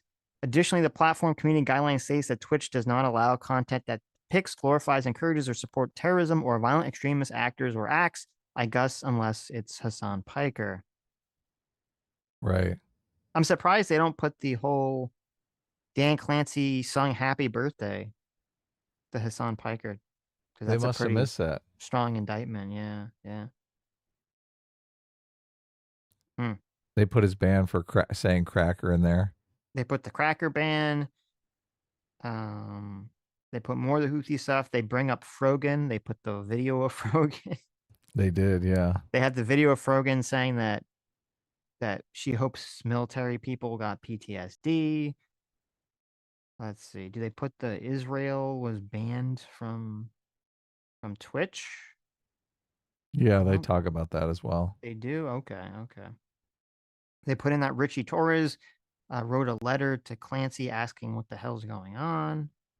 Yeah, I mean, they got a lot. They got almost everything. So there you go. Look, now we get to see it. Is this gonna go beyond? It has now entered into a mainstream news outlet. It's entered into Fox News. Will it go beyond just the internet? Will there actually be some sort of action against Hasan, or will Twitch have to do some kind of content moderating situation the way that YouTube does theirs? I think the next step. So they have a video here, a little compilation video of all the crazy shit he's done. Hasan has done. The video is called Left Wing Twitch Stars Videos Filled with Terrorist Propaganda Extremism, right? So the next step would actually be for the talking heads actually on Fox News to play some of these clips and discuss them. Because that will really like fucking get a fire going, because you get a bunch of parents who watch Fox News talking to their kids. You watch this guy, this fucking terrorist? Huh. You listen to this terrorist on Twitch? I just heard about this terrorist on Fox News. It would, it is weird to me. It would be interesting. Why, like, if they don't do that? Because you feel like that would be just a perfect story for this Fox is fucking News. catnip. Oh, Right. yeah. Are you kidding me? Are you kidding me? All these insane things. This is what the left wants. This is what the left wants your children to listen to. These are the mentors the left is promoting for your children. Right. Oh my God. Oh my God. Of course. Look, and we're going to hear Hasan talking about, oh my God, they're completely taking me out of context. This is just all fake. It probably has something to do with the English being my second language. Like, he's going to come up with every excuse he can. Oh yeah, no, he's gonna be complaining about this today. Actually, he's complaining about it right now, I'm sure. So yeah, we'll watch that at some point. If anything, he has some interesting stuff. I'm sure it's just gonna be the same, as you're saying, everything's out of context. This is all Destiny's fault. Yeah, this article just hit this morning, so yeah. Look, I debated Professor Lichtman. Oh my God, they're running the Cenk story with Lichtman too. Hilarious. That's funny. The media player just rolled over to it. So right. Well, that's fun. So I'm glad there might finally be some level of comeuppance. Hell yeah. Hell yeah. Spencer Hermit. And just to be clear here, this is not what many people call cancel culture. Okay. This is accountability culture. There you go. There you go. Well, the issue is, it's not like if Twitch was going to bill itself like X and say, we're going to just free speech platform. Yeah, exactly. Free speech. We're just going to let people say whatever crazy shit they want. Then you're like, okay. Unless you're the president of the United States, then we're going to fucking ban your ass. Right. But they obviously don't. They've banned a lot of people. Obviously, Destiny got banned for saying far less incendiary things than anything Hasan ever said. Yeah. And so, yeah, I mean, it's just completely disgustingly one-sided in its approach. Yeah, it's bullshit. And, you can't allow a situation like that to happen. Everyone's got to be held accountable to the same rules. So This is also why I am clear about my definition of cancel culture being using fake shit to get somebody canceled, because I do think cancel culture has this kind of nefarious aspect to it that, sometimes people do get canceled and it is accountability culture. Like nobody's using anything fake. Like they really did something horrendous. So look, in promoting terrorism, I think is far worse than trumped up charges of racism, right? Yeah, promoting terrorism should be not acceptable under any circumstance. Yeah, Obviously. exactly. That's insane. Exactly. I Oh, look just looked here. What? J-Mac coming in with $50. Thank you, J-Mac. J-Mac says, for $50, if Fox News anchors Satanic Panic Hasan, it will only entrench his popularity. As a parent, I learned it's better to ridicule than clutch pearls. My son will pick up things from kids at school, and I'll say that's retarded, and he usually stops. Well, look at this. J-Mac already coming in with the reverse psychology. Right. Well, it depends what your goal is. You're correct. Like, as a parent, if you go to your, kid and you say like, oh, you can't watch, he's a bad person, then obviously they're going to watch it. Right. So you're 100% correct. If you ridicule it, yes. You're just like, oh, that's dumb. Right. But if your goal, which is the goal of the author here, or the goal of Dan or something, is to get Twitch to take some kind of moderating action against Hasan through forcing the companies to pull ads, then you do the pearl clutching. So you're correct. Pearl clutching doesn't work on kids, but it does work on advertisers. Yeah, Yes. look at that. So, let's clutch some pearls. yeah. Now I did look up. I have Hasan's Wikipedia page open. Oh my God. I don't believe I don't see any edits to it just yet. So, but I bet you, I don't know how to read all of the weird like edit war stuff on Wikipedia, but I bet you if you look up the editing wars right now, there's going to be a bunch of people, going. I back tried to and forth. edit a Wikipedia page one time. I'm a giant Aeon Flux fan. I don't know if you've ever watched Aeon Flux, a I cartoon. haven't. I know what it is, but I haven't seen Yeah. So obviously Hollywood did its nonsense and came out with a movie. I can't remember who the star is. Charlize Theron, I believe, plays Aeon Flux, but like the movie is so far removed from the source material. Like Aeon Flux is a dominatrix, like assassin type personality, the type of person that would never have a family. And in the movie, they like give her a family and shit. It's like so fucking weird. So my wife and I tried to edit the movie page on Wikipedia for Aeon Flux just to completely trash it. But it was immediately changed back. So That's funny. That's my only experience with editing Wikipedia. But at one time I could look into the change logs and stuff like that just from that experience. Right. Yeah, you can look at the change logs. I don't know how to read them properly. So yeah. So that'll be fun. J-Mac for $20. Thank you. Says, why can't he just say, quote, this is regarding Lichtman. This was an unprecedented election where an incumbent stepped down for a candidate that wasn't selected by a primary 3 months out from the election. He has an out, but his ego is too bruised. I suspect it is because election season is his opportunity to get on TV. And if he says that, he's not going to get on TV. Nobody on TV wants to hear about how your model is broken and it's not working this year because everything went crazy. They want to hear how Kamala Harris is going to win. So he pretty much was forced into making a prediction. Well, it depends. I guess, is it better in the long run to just throw your hands up? Or is it just, I don't know. He's kind of old, these figures. He doesn't know how many more of these he's going to care about. So he's an egomaniac, dude. He wants to be on TV. Do you think he wants to wait another 4 years? I guess he's not. like, oh my God. He's like, I'll be bald by then. Yeah. I can't do it. Yes. J-Mac also for another $20. Thank you, J-Mac. Says, isn't Hasan in his 30s? Why does he unironically talk like a Zoomer? His popularity used to be an enigma to me until my son reminded me that kids at his school like Skibbity Toilet and the Tide Pod Challenge was a thing. Correct. Well, yeah, he's just emulating his audience. That's why he's saying so fire and stuff like that. So Yeah. gotta get the views.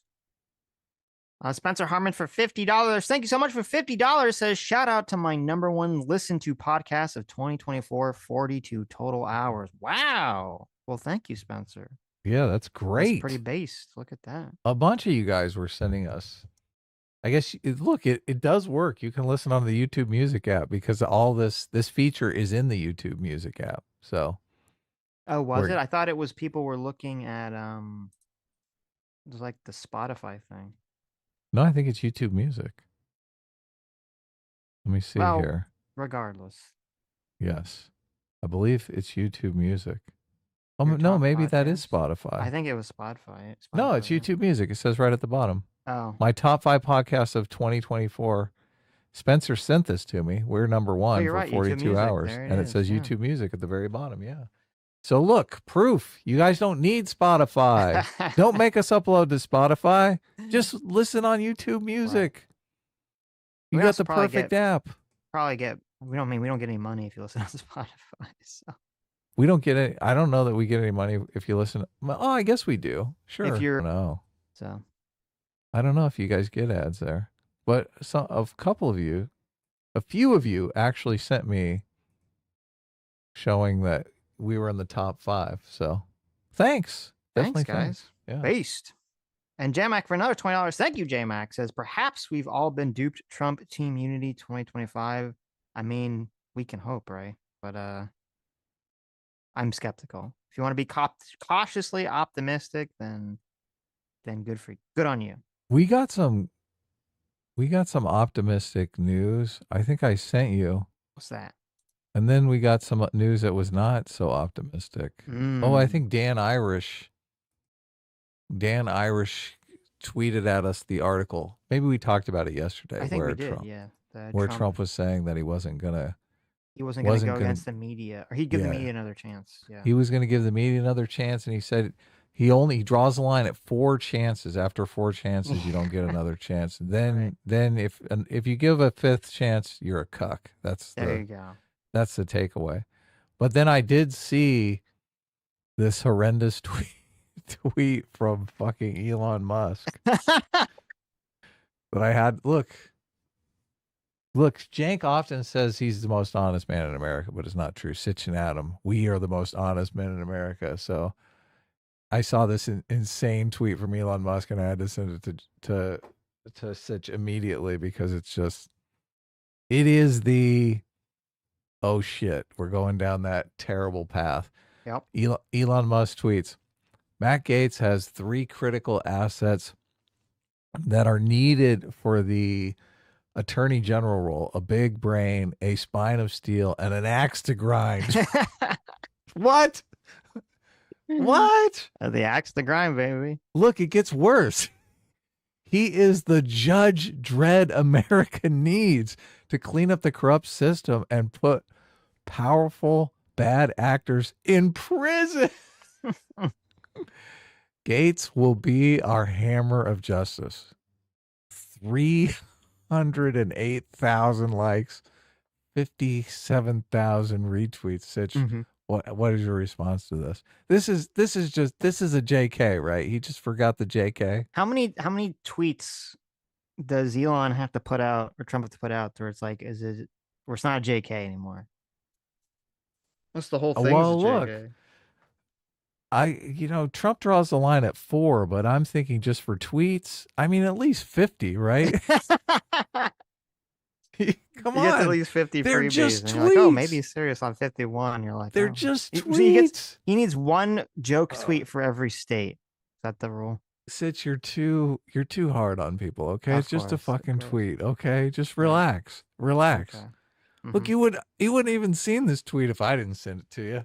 Right. That is true. That is true. Oh my God. I did not look into any of the study, so I don't know if it's all BS or not. There was some big study I saw people on the left sharing around that was accusing Elon of juicing the algorithm in favor of himself and other right-wing accounts. They were making the accusation that some organization did a study of like what his tweet impressions and stuff was, and they said that like as soon as Elon came out in favor of Trump, all of a sudden his tweets and a bunch of Republicans' tweets like shot up in the algorithm. So. Right. So are they gonna hit him with election interference? Is that what's going on? I don't think that. Well, maybe the accusation. I mean, just like not legally, but they would just Matt say, Gates "Oh, is going to be investigating that immediately." You were complaining about the Democrats using Twitter dishonestly, and then as soon as you get it, you just do the exact same thing in the opposite direction. So, well, you got to even the scales, and then of course, that's the once things are justification, right? even, the feud can end. Oh, of course. Don't you know how this works? That's always how it works. Once I finally get even in revenge, then the feud stops. Of course. Well, a lot of times it does take 50 to 100 years, Sitch, but right. Sooner or later you do each reach that equilibrium. Of course. Just ask the people in the Middle East. Just ask they Israel. Know. Yeah. Yeah. Right. They know. We're almost there. We're almost to that equilibrium. We're almost there, everybody. Yeah. We got a little bit of building left to do in Gaza, but we're almost there. We'll get there.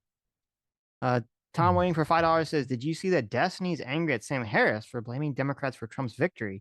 Even Destiny's biggest fans are siding with Sam." Really? Well, I listened to that and I thought Sam was kind of on the money. Right. Sam did an interesting thing that was very un-Sam like, in my opinion. He seemed to recognize that his TDS was wearing thin. So he said, look, Trump is going to do things that are bad that I will want to respond to, but I'm going to keep my powder dry here. Like I can't sustain 4 years of Sam Harris levels of TDS without like my marriage suffering. It was kind of the subtext of it. So right. I think he's going to wait for super egregious things and hopefully just hope and pray that Trump is a better president than he anticipates. So Spencer, it is interesting though. Yeah, go ahead. Spencer Harmon for $10 says, "I never watch on YouTube Music. I assume the data is pulled from YouTube itself." Oh, really? Oh, okay. Well, we are listed, and someone asked a while back about our How to Kill a Franchise channel, which is our movies and TV channel. And I tried to set it up on YouTube Music as a podcast, but I'm not sure. I think YouTube picks it up when there's a critical mass of listeners. So obviously we do very long content on this channel and we get a lot of views and a lot of watch hours. So they don't want to dole out video for all of that. So they kind of encourage you to listen on YouTube Music. Lou Silver for 2 months of Or Enlightened. Thank you. Says the new silent majority is no longer silent, no longer scared to say who we really voted for. Yeah, I guess it's still weird as to why they still have so much problems with the polling, but I guess we'll see if that sticks in 2028 or not. Yeah. Tom waiting for $5 says, "All of the quote normie streamers that enabled, collaborated with, and defended Hasan for years need to be called out." Well, it seems like they probably will. Yeah, they're definitely going down the list. That poor guy, because he totally got screwed. Just probably showed up to a live stream with Hasan one day, thought they were going to talk about normal shit, and he ends up watching terrorist videos. Right.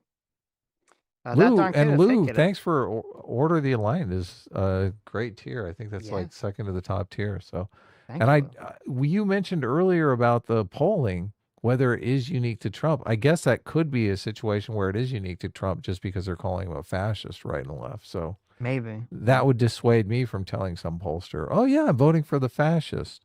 Right. Yeah. Right. That darn kid for 20 months says, "Happy Wednesday. Milestone chat didn't want me to mention the roundness of the number 20. I wonder what you degenerate thing you were trying to type out there. Well, thank you, kiddo. Wow. Yeah, thanks. Instant Sacks for 12 months. Thank you so much for being 1 year of Real Seeker. Says, "I'm trying to unite S-Class and A-Team, but nobody wants to join the SA gang. Can't imagine why. The SA gang. Huh? Well, SA is a popular slang for sexual assault. Okay. That makes sense. So it might be because of, the sexual assault gang doesn't really sound good on your resume. The SA chain gang? Yeah, no, Yeah. that's not great. MA566 for $2 says keys on Van News. Van Nuys. Yeah. What does Adam that mean? knows, and I do know. I gave you a heart. Yeah, of course. What is it? I don't know what that means. It's a local commercial in Los Angeles Oh. for, I think it's Toyota. Keys. It's Keys Toyota, yeah. Oh, okay. Keys. I remember there's some stream like a while ago where you were distracted by jangly keys. So I thought of that when Cenk pulled out the keys. It was distracting Adam. Yeah, it is a meme on the channel that I get easily distracted. It's so funny because everybody, it's like how bored is Adam is kind of a meme on the show as well. Never. But bored. look, I'm trying to keep things, lots of entertainment coming at you guys at all times. Yeah. Which I do wonder sometimes if my antics are like not becoming of my age. I try to think of that. Like obviously you're young at heart. Well, J-Mac's line about Hasan talking like some Zoomer at 33 is, I mean, I don't talk like a Zoomer, but no. Yeah. We need mature comedy on this show, Sitch. Very mature. Now let's get out the blunt graphics. Let's get out the blunt graphics. Let's talk about Pound Town for 2 hours. Yeah, exactly. Here at the Sitch and Adam show, we sip wine while we say our dry, witty humor. Yes. Right. Okay. Of course. Well, you guys let us know if we're drifting too much into the juvenile antics, but there you go. It's funny because I do think a lot of older people do listen to the show because I'm obviously older. So I think it gives them permission to drift into the juvenile antics for fun. It's always fun. So much of the internet is just juvenile antics, but look, you got to stay young at heart, right? True. And the people that usually come around wagging their finger at you for their age, they're just fucking sad sacks. They're total sad sacks. So, Andrew Haskins for 20 months. Thanks so much. As I'm working on a comic book myself, I'm writing the story. I'm going to worry about the art later. What does your creative process look like, Ad? Well, I kind of went into the comic book thinking the same thing that you're thinking, like we're going to hire artists, we're going to get this done, but that is no easy feat.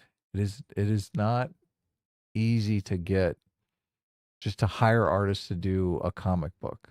So expect to learn a lot about making a comic book on your own as you engage in the perilous travels from beginning to end.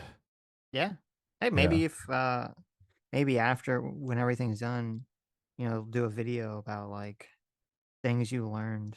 But we can do, we should probably do a live stream like that because people always are asking questions and stuff like that. So, but it's funny. I saw Vito, who is also working on a comic. I don't know if you know that Vito. Does Vito have a last name or is it just Vito? Sure, he has a last name, but everyone knows who Vito is. Yeah. So I saw something on Twitter, him saying, "Oh my," like people are coming after him because I guess his comic book is late. Which, look, our comic book was tremendously late. It's one of the reasons why we didn't really try to sell it hard, like very religiously. It's because you just get to a point where you're like, there's so much work here. And I'm basically doing most of it myself. There's like no way I'm going to be able to give any sort of realistic guideline on when I'm going to be finished. So after that, you're kind of like, well, it's going to be finished when it's going to be finished. But they're giving Vito a hard time because his book is late and Vito's just like lashing out at everybody. But he was selling it. And obviously, I think he's like up to 120 grand, maybe 130 grand. So he sold a lot more of the comic than we did. But nice. He's hiring artists.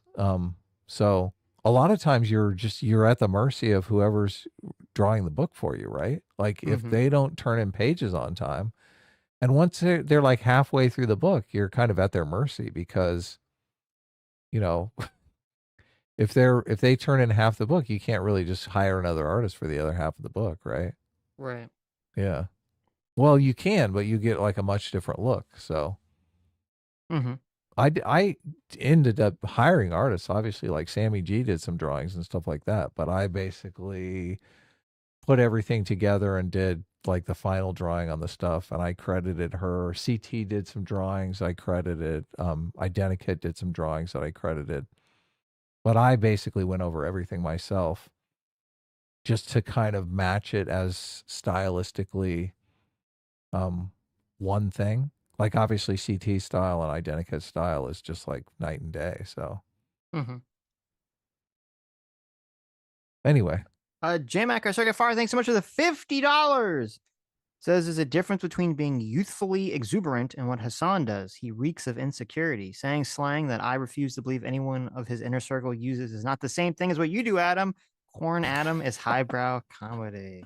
no. Don't say that, Jay. That Oh is my not true. God. Yeah, Corn don't Adam is the lowest of the don't low. encourage me, Don't Jay. encourage that, yes. People love the corn. I don't know. It's just They the shouldn't. corn cob Adam just They shouldn't like it. No. I'm glad Jay approves. Terrible.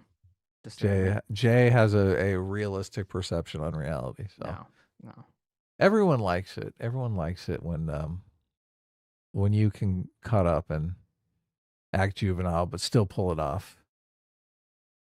Kerm for 24 months. Thanks so much for 2 years of free will seeker says everyone is saying, quote, the keys weren't wrong. Alan was, but then there's the obvious. Are the keys even a good system if they are that subjective? Well, that is part of it's weird because they're like they are subjective, but he's trying to create a non-subjective system. So Yeah, I don't was know. looking at them again and I cannot. There's so many of these that I think are completely incorrect. Right. Well, I Like mean, the charismatic incumbent, Mhm. he doesn't think He said doesn't. no. He said Kamala isn't charismatic, so we'd agree with that, obviously. Right. But But he says uncharismatic challenger. Like he right. doesn't think Trump is charismatic. What So the his fuck are you talking explanation, about? for that when I watched this video was he said it's not about whether the party finds the person charismatic. It's whether there's like a unified acceptance of charisma for the candidate and him saying, which I mean, I would agree. I don't know if I would say I wouldn't agree Trump is like a unified charismatic individual. And his argument for that was that Trump's approval rating was like, historically low for most of his presidency anyway. Okay. Asriel for $5 says, I disliked this Lichtman guy ever since I found out he wrote a book arguing for repealing the Second Amendment. Blasphemous, I know. Really? Ooh, Holy. wow. See? I told you he was a I hack. had no idea. That's crazy. What the fuck? Wait a minute. He's afraid Cenk is going to show up at his house. There you go. Although Cenk, I'm not sure, is packing. Isn't Cenk famous for saying, "I will not own a gun. Is he? I have no. I will beat them with my hands." I don't know that. Here it is. His book is came out in 2020. Repeal the Second Amendment: The Case for a Safer America. Safer what? So there it is. Interesting. Okay. Author. He wrote a book, The Case for Impeachment. Is that about Trump? Oh my God, this guy's me see. biased as can be. The Case for Impeachment is a nonfiction book by Alan Lichtman arguing for the impeachment of Donald Trump. It was published in April 18th, 2017. Oh, wait, well, wasn't This that was before he ever even got impeached. Wasn't that? Holy But yeah, shit. wait, wasn't that was before the phone call, the The perfect perfect phone call. right? Lichtman argues in the book that Trump could face impeachment for reasons including complicit of conspiracy with foreign governments. So like the Russiagate stuff. Russiagate. Crimes against humanity for the U.S. neglecting global warming and violation of the Oh my Foreign God. Emoluments Clause of the Constitution, bearing the president from taking personal monetary offerings from other governments. This guy is. Now do you see why he's a Democrat shill, man? How's he not? Well, he's definitely biased against Trump, obviously. So Well, and he's bitching about climate change. Come on. sure, He's a climate alarmist. there you go.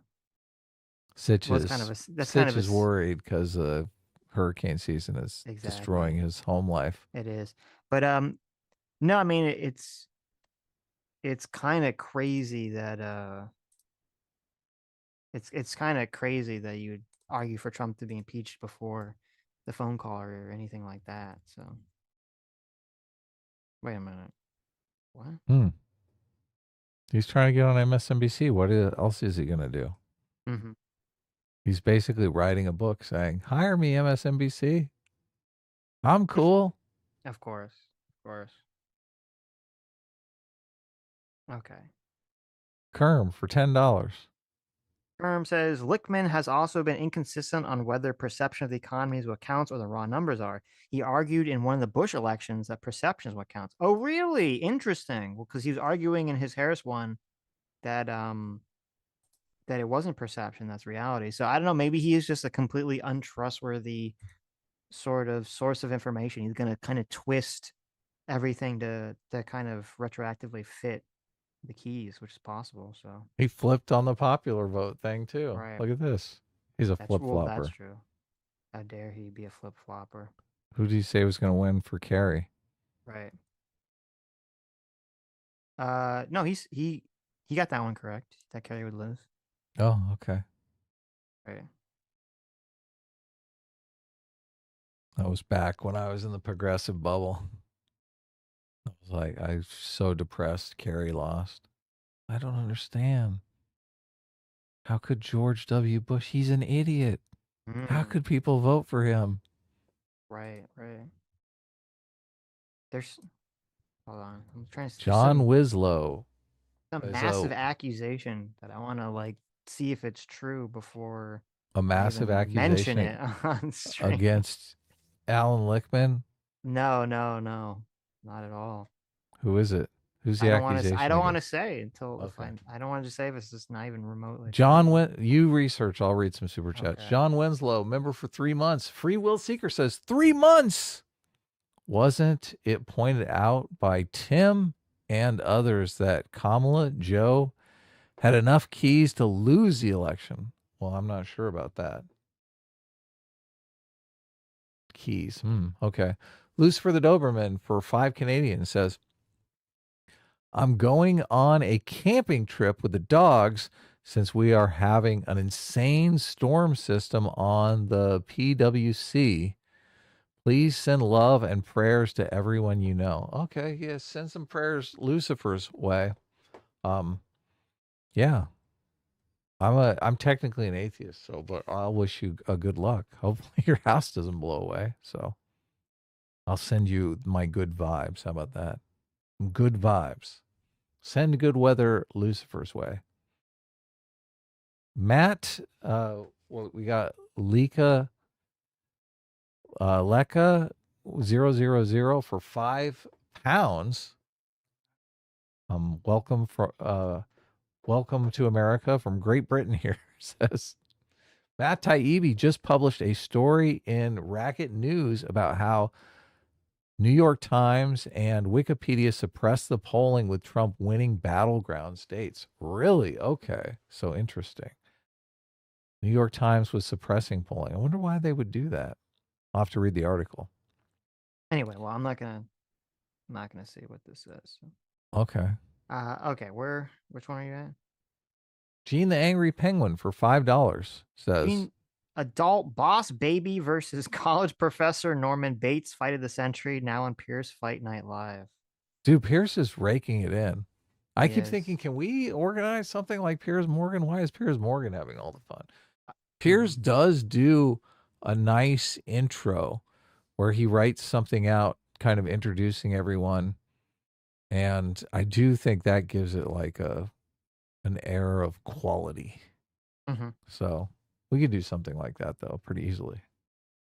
I do like calling Cenk adult boss baby. That is mean but funny. Mm-hmm. So I like Cenk, so I do like Cenk. we did an interview, conversation with Cenk, and I swear Cenk went for like 20 minutes just to get his mic set up correctly for That us. is And I was true. like, That that is is super nice of you, man. That is So true.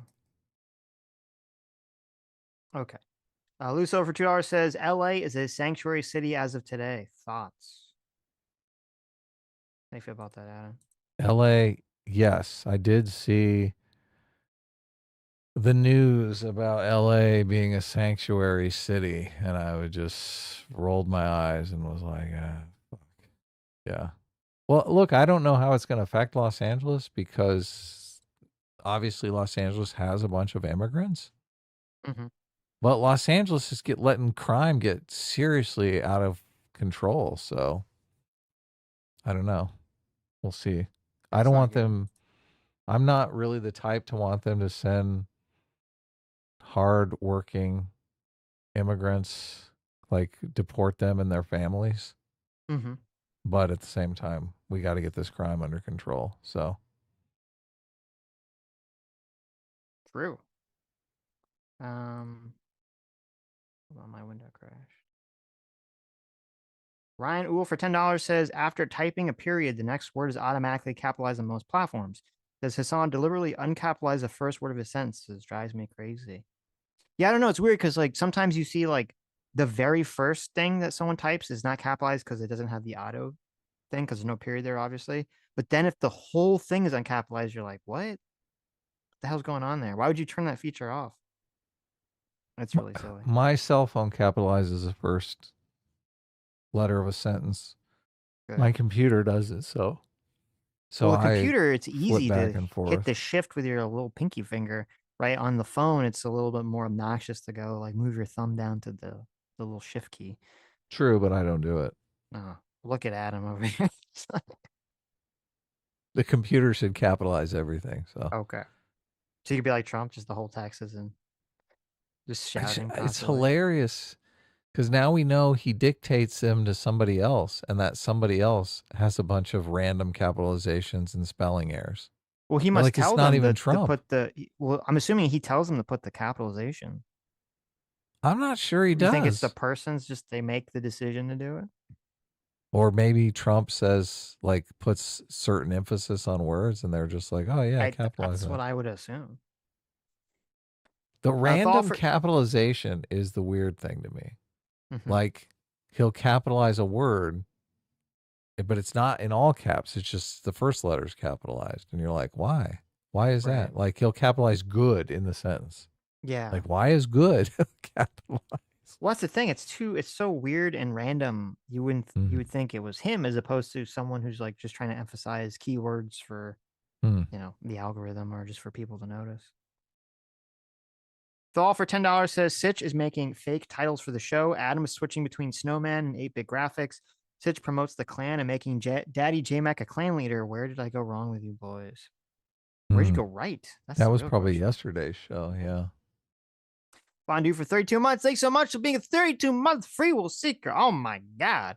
Fondue says, kind of reminds me of a neglectful boyfriend that gets upset when he sees his girl laughing at another guy's joke. That's funny. That's terrible. Is that must have been Alan Lichtman's expression. Right. Cameraman 502 for 21 months says, Emma confuses revolutionary radicalism for populism. I'm not a populist, but even I know it's not about forcing your policies on the elites. That is correct. I agree. Yeah. Fondue for $2 says, this actually feels like the world is healing. It does. It does a little bit. Yeah. All for $10 says, I'm taking a victory lap on that Fox News article as I wrote my Republican congressman and senator about the Twitch situation and told them there's a ton of meat on the bone. Well, wow. It was all you, Thal. Look at that. Okay. Good for Thal's you. being the hammer of accountability culture. Right. Mr. Middleman for 2 months. Thanks so much. Says, I don't get why all of Hasan's streamers' friends are so terrified of him. Do they have an audience overlap or maybe just sucking up the Twitch through him? I think it's both, but I think it's mostly the audience overlap. So that's the big thing. It's all just audience overlap. That's the scary, disturbing part about Hasan, is that he has all this massive audience overlap with a bunch of non-political people and young people on Twitch. So Yeah. Tricking people. It's worse than transing them. He's tricking them into be terrorist sympathizers. We Fair. can all handle some extra trans people. Right, but not terrorists. Of course, we don't want more terrorists. M8566 for $5 says, look, Israel was going to get graped on October 7th. They put their country in the Middle East, worship wrong, and wear those little hats. There you go. They were asking Sad. for it, yeah. Messy Tenant for $2 says, the walls are closing in on Hasan. Can't wait. We'll see. Luso for $2 says, will Gates be confirmed? If so, can't wait. I mean, that's the $1 million question. There are already ways that people have been talking about that Trump could kind of like, through recess appointments or like, put the Senate on break and do some sort of wacky shenanigans to force a Gates confirmation, even if they don't want to confirm him. So we'll find out. Look at this. Anna Kasparian, so sweet. Coming in for $10. Love you guys. That's all. Oh, well, thank you, Anna. We love you too. Yes, thanks. Tell Cenk we appreciated his jangly keys. Look, and we appreciate you. I'm look, I don't want to jinx it or anything, but I feel like you're making massive headway with Cenk. Just Right. him constantly separating out the voters from the politicians is like massive. Totally massive. Mm-hmm. Yeah. Spencer Harmon for $10 says, I read that one. Thal for $10 says, Sitch, my granddaughter looked at me yesterday and gave me your meh when you don't like something. Then I caught her saying, class. She's 4. Corrupting children, Sitch. Shame, shame, shame. Look at that. What can I say? They look at my beautiful, horrifying face and they're just really, enamored with the whole thing. So Let us know when she does the okay. Or the what? Oh no, not the well. Not the well. Mr. The well Melman- has plenty of shout outs in the comic, by the way. Obviously. Nice. Sitch has to get his famous well in there. Mr. Middleman for $2 says Elon's giving Republicans algorithmic reparations. There you go. Zero Fucks for $2 says nephew 9/11/2 uncle cut the Pentagon question face. Terrible. Liam S. Oh, my thing just skipped. Hold on. No, Liam S. Member for crashing. 28 You months. read it. If inflation didn't hit the economy as bad, could the Dems have won 24? If so, it pains me to say, don't the left have a point not blaming woke for the loss? I mean, that's obviously we can't go back and replay everything. And this is the argument that people, well, I've already seen many people on the left making that is, oh, it's just the economy. It wasn't our year, had nothing to do with wokeness. So, I mean, the inflation definitely had a massive effect. If there was inflation, yeah, who knows? Things could have been played out a lot different. But I guess you also have to take into account, like, if there was inflation but no wokeness, would it have still played out differently in that favor? Or I guess not even wokeness, but if Harris hadn't run so massively woke in 2020. yeah. Because there were again, even though Trump won all the swing states, so it's like a big win. He only won those swing states by like 1 to 2 points. So it's a pretty thin margin. So you have a lot of, if you could get people that are swayed by wokeness, you get people swayed by the economy, you get people swayed by Harris's lack of charisma, by Harris's lack of of a villain, of casting the rich as a villain, or a lack of goal, or a lack of change. So there's a million. There's a lot of like when the margins are that close, you could probably have a lot of little things add up to sway people in one direction. You can conceptualize wokeness as sucking up to marginalized groups. And I do think that the Democrats got the message loud and clear that that kind of sucking up isn't really going to help them because they Yeah. lost so much ground with all of those groups. Yeah. So that's kind of a hit on wokeness. But it's if you had to break it down, like how much does the economy affect the election and how much does wokeness affect the election? Like I'd put way more on the economy. I might put wokeness at maybe like 10, 20%, which yes, I would like to put it at 50% or 75%, but I'm just not sure that it really affects many people. What is your take on that? Where would you throw your percentages? What were your percentages? Well, I was thinking like wokeness would be like 10, 20% in the economy. Like if it was just between wokeness and the economy, I mean, I'd put the economy at like 80%. Yeah, I agree, but I think it's more of what I was saying, where the economy is the big thing. But then when people say, "Well, who do I trust to fix it?" They say, "Well, number one, Harris is the VP of the administration that they blame for the economic problems." But then they say, also, am I going to trust a person who I view as incompetent on these cultural issues to be able to fix some complicated financial issue? Yeah, the trans ad wasn't really an ad about trans people. It was an ad about priorities and the economy. Yeah, Yes. this is what they're spending your money on Right. when they could be spending it on you Right. or making life better for you. So, but that even is, I mean, that ad is way more economy than it is wokeness. Remember when we talk to people and they make this kind of crazy argument? The America bad people, they make this crazy argument that America and Russia are like the American government and the Russian government are essentially the same in terms of morally bad. Yeah, not. I mean, we haven't argued with anyone like that in a while. In a while, yeah. But there's this story that just came out.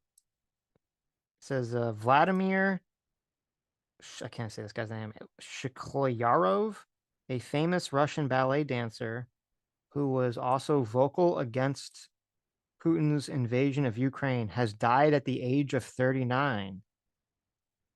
Can you guess how he died? He fell out of a window. He fell out of a window. Oh wait, did I totally guess it? I'm not even joking. He 100% quote fell out a window. Fucking A team coming in. Look at that. Coming in for the win. Yeah. So whenever those fucking retards try to do this shit, you're like, okay.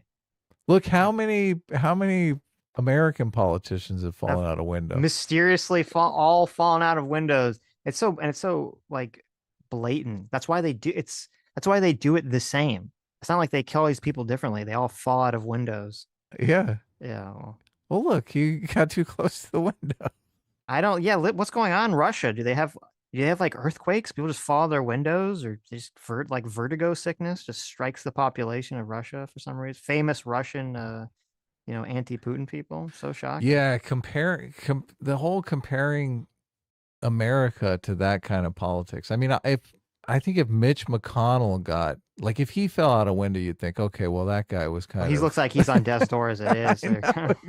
You might believe it, right? You'd say, right. Oh, okay. But a famous ballet dancer, someone known for their balance, grace, and agility. Oh, yeah, that's not happening. He just fell out. What was he doing? Was he like doing backflips? Was he like trying to do like the walk on the rail there to show off his friends? He's practicing in his hotel room. He was on the 90th floor. He was practicing on the little balcony for some weird reason. Wow. Terrible. Yeah. Our politicians usually, well, they die in office, but not by falling out a window. Right. Bob Van Gogh for $10 says, just found out I don't have to start my new job until basically next year. Gonna get some house projects done, run the lake every day, maybe go to China for a week or two to see what that's like. Well, all those things sound good, except I would say Instead of flying to China, just go a little bit further to Japan. That's probably a better place, safer place. Oh yeah. You know, won't get like kidnapped by the government, thrown out a window, or your organs harvested. So Getting the house projects done is always fun. that's As soon as I got the comic done, that's what I started doing. I'm like, oh my Right. God, so many things that need to be done around the house. Daniel Cenk, thanks so much for the 15 months. Says free sub writer, no more. Sitch, I'm not a sink. Is it Daniel Cenk? Mm-hmm. Adam knows how to say my name. How do you say the name? Sinyik. Is that really, or did you just make that up? I don't know. I Sinyik? just went for it. Yeah. Okay.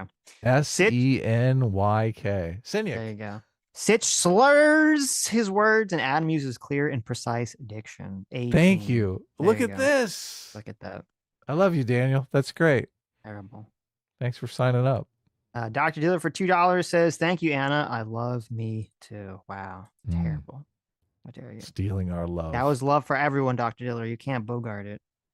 Today's Wednesday, isn't it? Today's Anna's solo day on That's Young right. Turks. So be sure to check out the Young Turks today.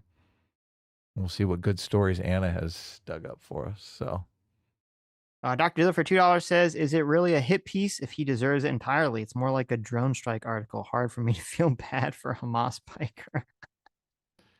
yeah, this is why it's important to make the distinction between accountability culture and cancel culture. A lot of times, and the left, they are the ones that came up with the term accountability culture, but they constantly point to examples that I think, well, I mean, all the evidence they're pulling out here is just made up. It's completely made up. Right. But it's usually things that are kind of on the margins, so you can see it either way. You can say like, oh, well, that is vaguely racist. So Gina Carano is the perfect example. She's like the edge case that they indicted her on anti-Semitism and canceled her. But I don't think fairly at all. I guess Johnny Depp was kind of canceled unfairly, right? He was 'Cause they Me temporarily. Too'd him. He sort of got a recovery from that. Yeah. So. See, that's what cancel culture is. Yep. Then when Amber Heard got canceled, that's called accountability culture, Did right? she actually get canceled? I don't know if she actually suffered. I think she did. I think she did. I don't think anyone wants to work with her in Hollywood anymore. So I mean, wasn't she in one of the Aquaman movies afterwards? I thought they spent a bunch of money to get her down to like one scene. I don't know. Yeah. Maybe. So just accountability culture is when the fucker deserves it. It's very easy. Sala for $2 says, I think you misunderstood one of my super chats from the other night. At least some men in the loneliness epidemic are at fault for their predicament, ? Oh, maybe. Oh, I mean, I of agree with course. that. Yeah. Of course, yeah. By the way, Lichtman just wrote a book about conservatism called White Protestant Nation. Dude, this guy is the worst. He's the worst. That's funny. And Val Van Gogh for $10 says, 2 questions I'm interested in exploring. Are people more or less satisfied with less freedom? Can individuals find higher purpose through elevation of the state? Oh, that's what you want to ask people in China. Well, I listened, Val Van Gogh. We appreciate your contributions to the Sitch and Adam show. So if you go to China, start asking random people in the street these political, philosophical questions. I don't know if you're gonna like what I don't know if you're gonna like what happens when you get arrested by the Chinese government. So There's some Vice videos that you could watch where they go to China and start asking people about the Uyghurs, and the responses they get are pretty much nobody wants to talk about it. They get one lady to kind of open up on the train, and very tepidly opens up. But you're not going to get a big response from them. They know that they're under surveillance. They know that they can say the wrong thing and get in trouble. right, So right. yeah, watch those videos because it's fascinating. Those videos are fascinating just for the fact that the populace is so afraid to talk openly. And look, they even, I think halfway through the video, the Chinese police show up and start asking them questions. They're gonna like escort them away, or they're going to set up some sort of state state mandated or state supervised interview with people who have been to the Uyghur camps and see everything is fine. And obviously the people love it there, right? Right. Right. They're going to set something up that makes you think, oh, everything's okay here. Edward Senior for $10 says, "What if voters asked the question, who was more woke, Chamberlain or Churchill?" Hmm. I'm not sure I understand. Yeah, I'm What not. if voters asked the question? Are you talking about like in? Yeah, I'm not sure I understand. I don't know much about Chamberlain or Churchill. So, Well, except Chamberlain was the appeasement cuck, and Churchill was the base oh, okay. I punch Hitler gotcha. in the face. But So I'm not sure what the was framing. What you mean is, what if voters asked the question? Churchill called out Chamberlain, right? He was the one who said, Yes. fuck appeasement. Yes. Yeah. If you're trying to relate it to something like nobody cared about wokeness in that time period versus this time period. Anyways, thank you guys for coming. We still need a better term for wokeness, We but do. Thank you guys for coming. Thank you guys for incredibly generous donations. I do not believe that I'll be streaming tomorrow, or we'll be streaming tomorrow. I'm not going to be around tomorrow. all right. Look at that. We'll see you hopefully Sunday. Yeah, we're maybe on Sunday, so We'll find out. because Sitch has some stuff going on, but Tom waiting for $5 says a bunch of bread tubers have been doing actually style hit pieces on Johnny Depp. Oh, disgusting. terrible. So anyway, thanks for everything, and we'll see you guys next time. Take care. Bye-bye. Bye. Okay. Nice.